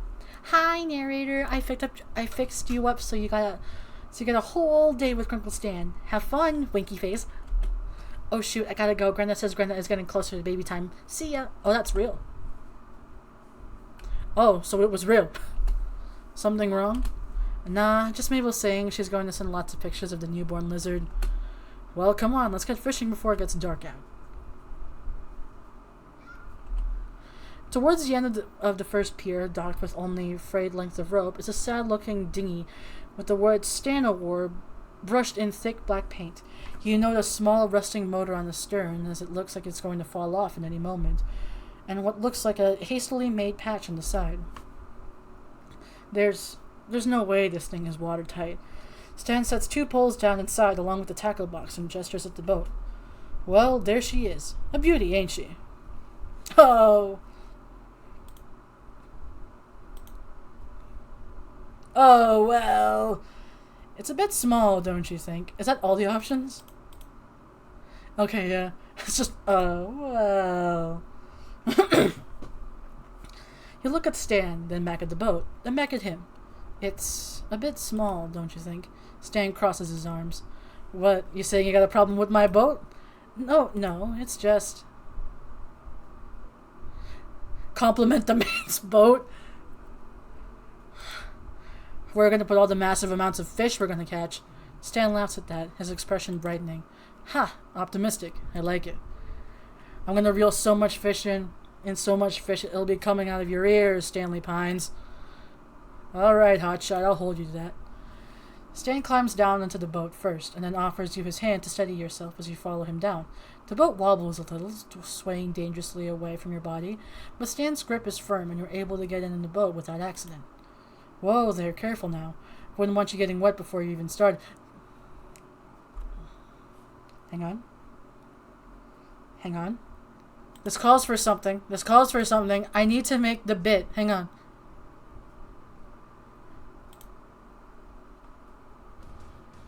Shoot, ignore that. I don't know if y'all can hear this, but we need this. There we go. Okay. Sorry. Did y'all hear that vine boom? Because if so, thank God. Because that's what I was going for. Anywho. The footing's a little tricky, see? That plank has a habit of moving and tripping this boat the whole way over. And when that happens, you want to swing your weight over here. Okay, no, I'm getting out. Stan chuckles heartily, making it clear that he was joking. In your relief, you notice that he's still holding your hand from the assist earlier. I'm just messing with you. Don't worry. We're not gonna get wet.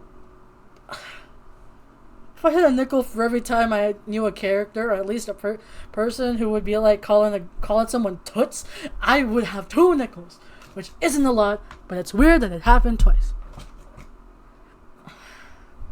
Hang on, let me get the soundboard. Don't worry, you're not gonna get wet, toots. You're in good hands. Wait. That one calls for it. And isn't the only this isn't the only fishing vessel I own. The other one's bigger.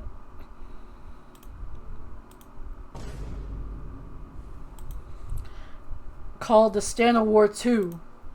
Talk about a sequel.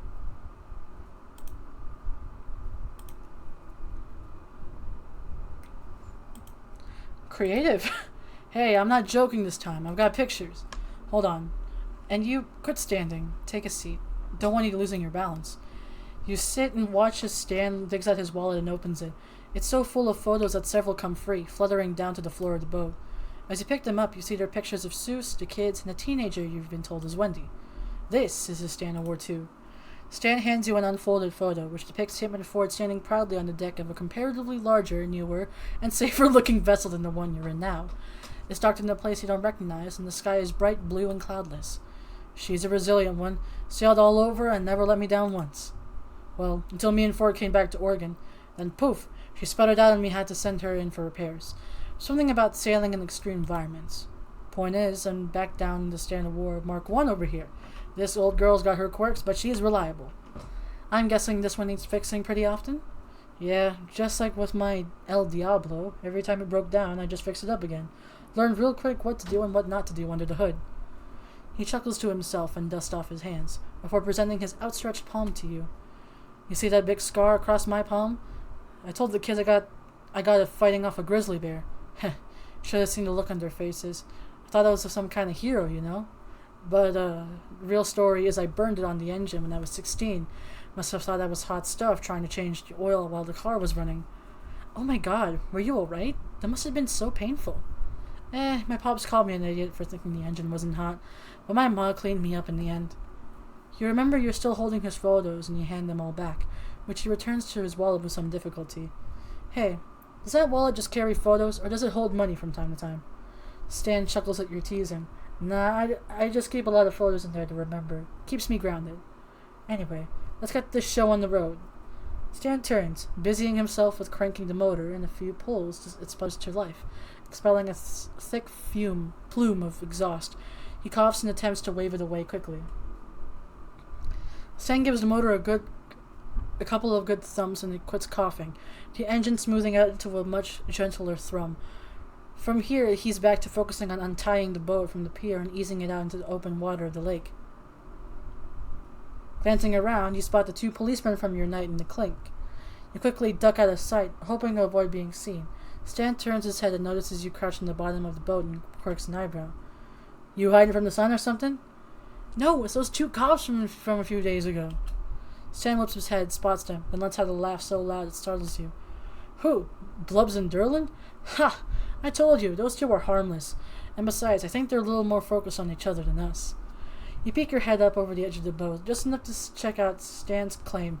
Sure enough, the 2 cops seem to be engrossed only in each other, laughing and applying sunscreen to each other's skin. It's cute, you think, and it's a relief that they're not on the lookout to arrest you and Stan again. Phew, thank goodness. That cell was way too cold to go back to. Stan nods, gives you a nod of agreement, opening the tackle box. There's a bunch of colorful lures inside, a few hooks, and some spare string for the poles. He motions for you to hand him your pole, and within moments, he's got a hook tied to the end of your line. You a live bait or lure kind of person? I don't know. What's the difference? I don't know what's the difference. I mean, Lure. Okay. He said lure, so we're going with lure. What? Okay, screw you. I choose the live option. He goes, yes, I'm a lure man. Goes for the lure. Yeah, I'm more of a live bait man myself. Damn. You know what? Let's go with lure. Gotcha. I'm a live bait man myself, but I bet I can swing you over to my side in no time. Stan picks out a feathered lure from the tackle box and attaches it to the end of your line, then hands you back your pole. The 2 of you settle into a relative quiet as you wait for a bite, and you look out over the lake at the other people outside today, whether because he noticed or whether he was just filling the lull in conversation. Stan starts pointing out faces of the locals, putting names to them and giving you a little background on each person. You quickly realize that the background info he gives has too much of his own opinion to mixed in to be useful, but try to remember the names anyway. Still, time passes easily, and you find yourself reeling in quite a few catches of your own. Looking over at Stan, you've clearly managed to catch more, but he dismisses the difference with the excuse that his luck's just waiting to kick in any moment now. I see. Thanks, Clem. My guy is so pissed, he's just like, come on, please. Seriously, any moment. He glares at the lake for a few minutes, then lets it go, leaning back with a sigh. Phew, I think it's time for a water break, don't you? Trying to distract me again to gain the advantage? Hey, if you faint out here, it's not going to be on me, kid. You want a bottle or not? Okay. Toss me one, would you? Stan leans down and digs at the bottom of the boat towards the bow. It comes away with 2 bottles of water, wet with condensation. He smiles and tosses you the bottle, and you catch it, twisting off the cap and taking a grateful sip. Speaking of which,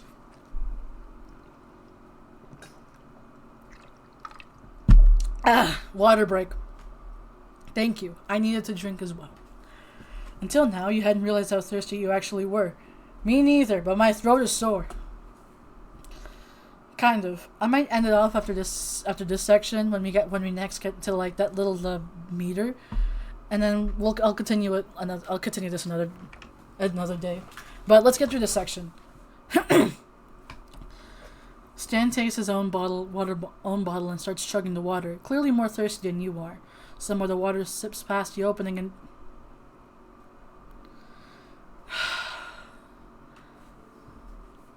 this is a dating sim. I'm playing this dating sim willingly. But at the same time, can you blame me? At the same time, can you blame me? I'd rather not get that mental image in my head right now, please. My heart cannot take it. It can only take so much. Your palms suddenly feel very sweaty, and you can't look away. Stan notices you staring and swallows. Oh, okay, I'm looking away, bestie. I'm looking away. Girl, I am looking away. I am staring off into the light of the Lord's rays. Absolutely no thoughts in my head whatsoever. Yes, I love Jesus. Man, this water's good. Okay. Oh my god, taking the bottle away and licking the stray moisture off his lips. Your eyes both meet, and for a long moment you just stare at each other, neither daring to take a breath. Oh my god,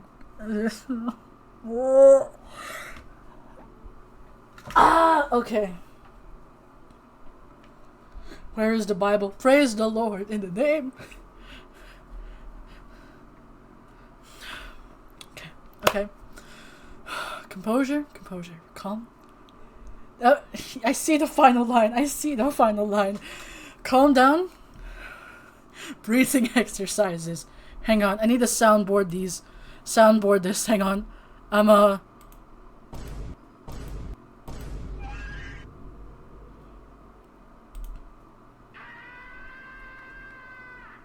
Perfect. Okay, I'm calmer now.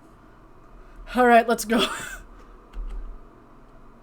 A sound of a boat breaks the silence, and you whip your head around just in time to see a speedboat tear past you at a speed that's definitely illegal for a lake as small as this one. You have half a mind to share a very rude gesture to the driver, but suddenly, Stan is grabbing your hand and shouting, "Look out!" Because a massive wave created in the speedboat's wake is headed in your direction. It slams into the dinghy and rocks it off balance, tipping it dangerously to one side before dumping you both out into the water, fish and all. The water is cold, almost bitterly so, for being in the middle of summer. And despite surfacing nearly instantly, you're already soaked and shivering. The poles, the tackle box, and the fish are long gone, and the boat floats upturned some distance to your right. You swim over to it and grip up the curved underbelly, gasping for air. You hear Stan spluttering behind you, making his way to the boat. He's yelling at the offending boat, using some very colorful terms you've never heard before, but make a mental note to remember for later posterity. Once he makes it to the Stan Award, he sags heavily against a wood, taking in deep, measured breaths. He, too, is completely soaked. I am not reading that line, but you can imagine it. You are drenched in water. Of course it'll happen. As his chest heaves, you can't...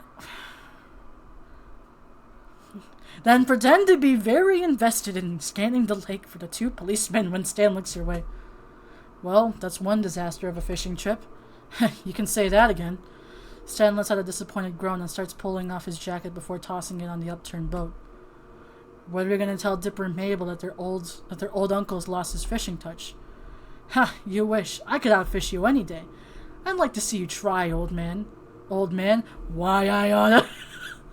It makes it even more funnier if you remember that this is Neri. Because he's only 1 year older, so he's like, hey, old man. He splashes water on you, and you shriek in mock outrage before a wicked grin fills your face. Dunk him?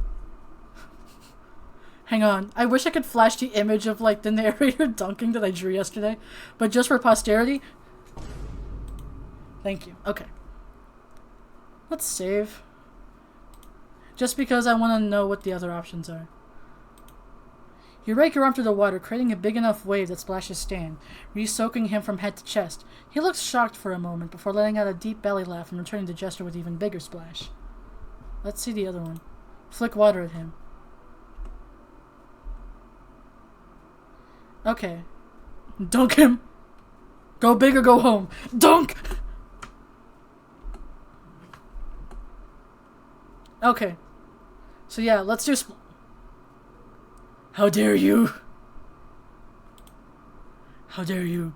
Luckily, we have saves. Yeah. Let's splash. You rake your arm through the water, creating a big enough wave that splashes Stan, re-soaking him from head to chest. He looks shocked for a moment before letting out a deep belly laugh and returning to gesture with even bigger splash. By the time Blubs and Durlin come to rescue you, both of you are so utterly soaked from the impromptu water battle, there's no way of drying off in the sun. You and Stan exchange giddy smiles, and Blubs heads back to the shore, and something tells you that despite losing all the fish, you weren't going back empty-handed, and neither was Stan. The walk back to the car was slow and methodical, a relief after the adrenaline rush you had just a while ago. Stan is wringing out his jacket, muttering under his breath about something about damaging good Moroccan leather, when a sudden and violent cold chill runs through your body. Despite the warmth of the sun, your soaked clothes and clammy skin from the water catch up all at once, and you start shivering. Oh, geez. Here, take my jacket. Before you can protest, Stan is draping his jacket around your shoulders. It's damp, but you're immediately surrounded by a sense of warmth, and your chills subside just a little bit. Somehow, despite having taken a dunk in the lake along with the rest of him, the jacket smells good. It's got a faint, woodsy smell to it, a hint of smokiness. It takes everything in you not to bury your nose into the thick of it. In public? Girly, have some sensibility, please. While you're busy taking in the jacket, Stan hops into the driver's seat and has the El Diablos cranked and running in flash. You need a ride back? Stan, you are my ride. I know, I'm just teasing you. He reaches across the bench seat and opens the passenger door, motioning for you to come in. Come on, let's get back to the shack. It's a lot warmer out in here than out there, you know. Stan flicks on the radio once you're cruising down on the road, and a good song comes on, one you both know the words to. Stan is humming along quietly, and you pretend not to notice, not wanting to ruin a good thing. The breeze from the open windows is calming, and as the trees whiz by, you don't regret getting soaked anymore. It's not long before Stan pulls up to the shack and shuts off the El Diablo, and you both exit the car. Your limbs crack and pop from exertion, and only now do you realize just how exhausted you feel from the day's adventure. Man, you'd kill for a nice, warm, dry bed about now.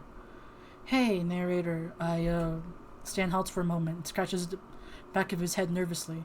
He's looking at the ground, shuffling his feet back and forth, trying to find the right words to say. I kind of feel bad about getting you all soaked today. I promised you'd be in good hands, and then everything went right to hell in the handbasket, didn't it? Stan, it's fine, really. Do you like campfires? What? I asked if you like campfires. Yeah, I like campfires. Great. Hold on. I'll just be a few minutes. You're left confused and standing in the backyard of the shack as Stan dashes inside, slamming the door shut as he goes. A chill breeze whips through the trees and you shiver. Despite Stan's jacket, you're still a little damp, and being exposed like this certainly doesn't help matters. You check your phone, and after several minutes are ready to give up and head inside in the shack, when Stan comes to the back door, arms full of marshmallows. Come here, I want to show you something. Curious, you follow him over to what appears to be a makeshift fire pit. There's already wood and kindling inside, and part of you wonders if Stan always keeps firewood lying around, or he just prepared this for you. Exactly. He wants to cuddle Stanley. By God, he'll cuddle us, Stanley, at least. He pulls a book of matches from his pocket and strikes a match, the head bursting into a bright yellow flame. He tosses it into the woodpile, where gradually the kindling ignites. It's not long before you have a modest but warm fire at your feet. I'd figure you're still pretty damp, but I'm sure you're hungry as well as hell since we didn't catch any fish, so He trails off and gestures at the fire and the marshmallows again. It's the least I can do for screwing up your day. Stan.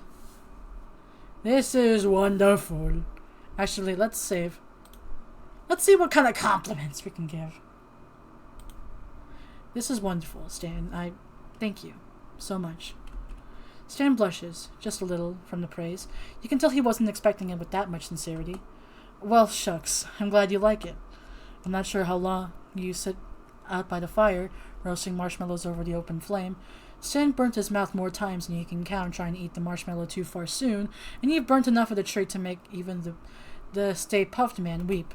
Stan plucks another marshmallow out of the bag and turns it over his fingers a few times, like he's contemplating something, before turning back to you. You ever played catch with these? Huh? I mean, toss them up, try to catch them again with your mouth? Yeah, who doesn't do that? Hey, I thought I'd ask. You never know with some people these days. Suddenly, a grin spreads across his lips, and he tosses the marshmallow right up in the air, straight towards you. Catch!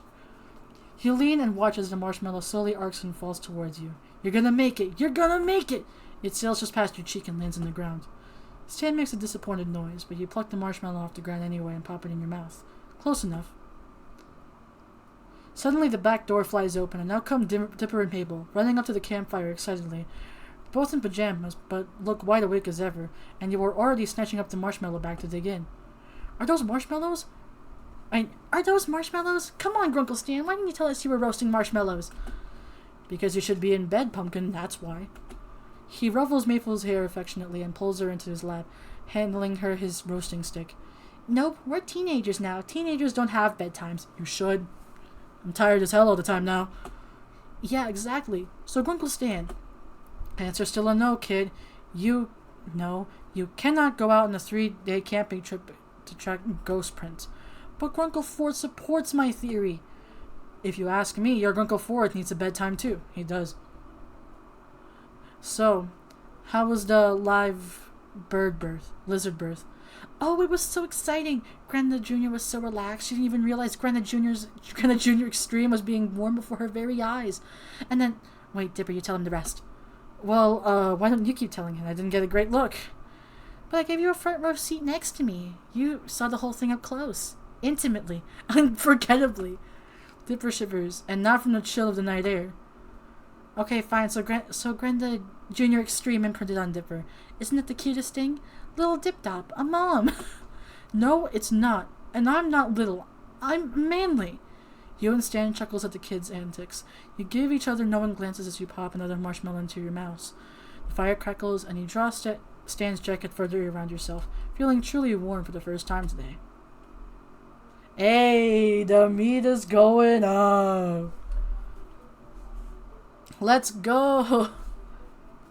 We're slowly getting there. Alright. I'm gonna save and I'm gonna end it off here. I'm sorry, I just realized the names of these. Hang on. Now integrated Man of Mystery, Pancakes Interrogations, Crime Spree. Find Summer's Wedding, Mabel's Evaluation, Reel Him In. Boom, pow, right in the kisser. Same, not gonna lie, this is so long. I thought it was gonna be like a really short one, but I guess we're gonna be back here for several, streams, definitely, to get through this. And plus, I want to get through the Ford stuff as well. Cause as much as Stan is great, I want to see what Ford's up to, you know? But we'll do that later. Hang on, let's see the gallery real quick. Hey, you! Oh, I'm sorry. Sorry. I don't know what came over me. I'm sorry. I apologize. I have continued to make. I'm sorry. Hang on. That shocked me. For a bit. I'm sorry. I'm controlling myself. I am controlled. I am just surprised. Because I saw the first one, on this side of Stan's row. But then the other one, I didn't see that one. Excuse me? Hello? Oh, where did that come from? Girl, you can't drop that on me. Give me a break. Hang on. Okay, let's appreciate the art here. We're appreciating this as artists, okay?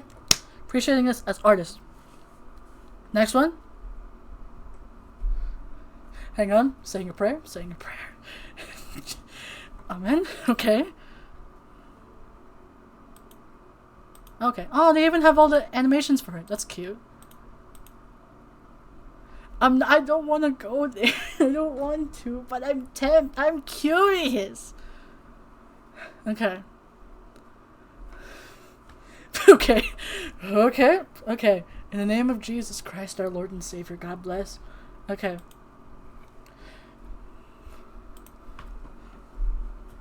Alright, great stream, everyone! Great stream! Great stream, everyone! We had a good run! We had a good run! We had a good run! Alright, thank you everyone for... Thank you everyone for joining the stream. Right, we had a good fun. We had good fun.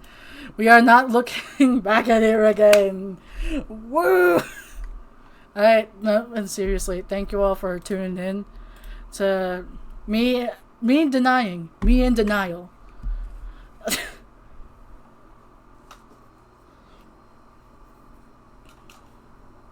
Alright, well, thank you everyone for tuning in. Hopefully I'll stream again maybe tomorrow or maybe some other time. I want to I really do want to get through this entire game, so hopefully we can get through all of it several times in other streams. Thanks for everyone to tuning in. I'm glad you all tuned in to watch this. Thank you all for watching. Alright, let's get the ending stream. And I don't know how raids work, but you know what? No one I know is online. No one that at least I watch and subscribe to is online, so whatever. Anywho. No, thank you, Clem. And thank you to everyone.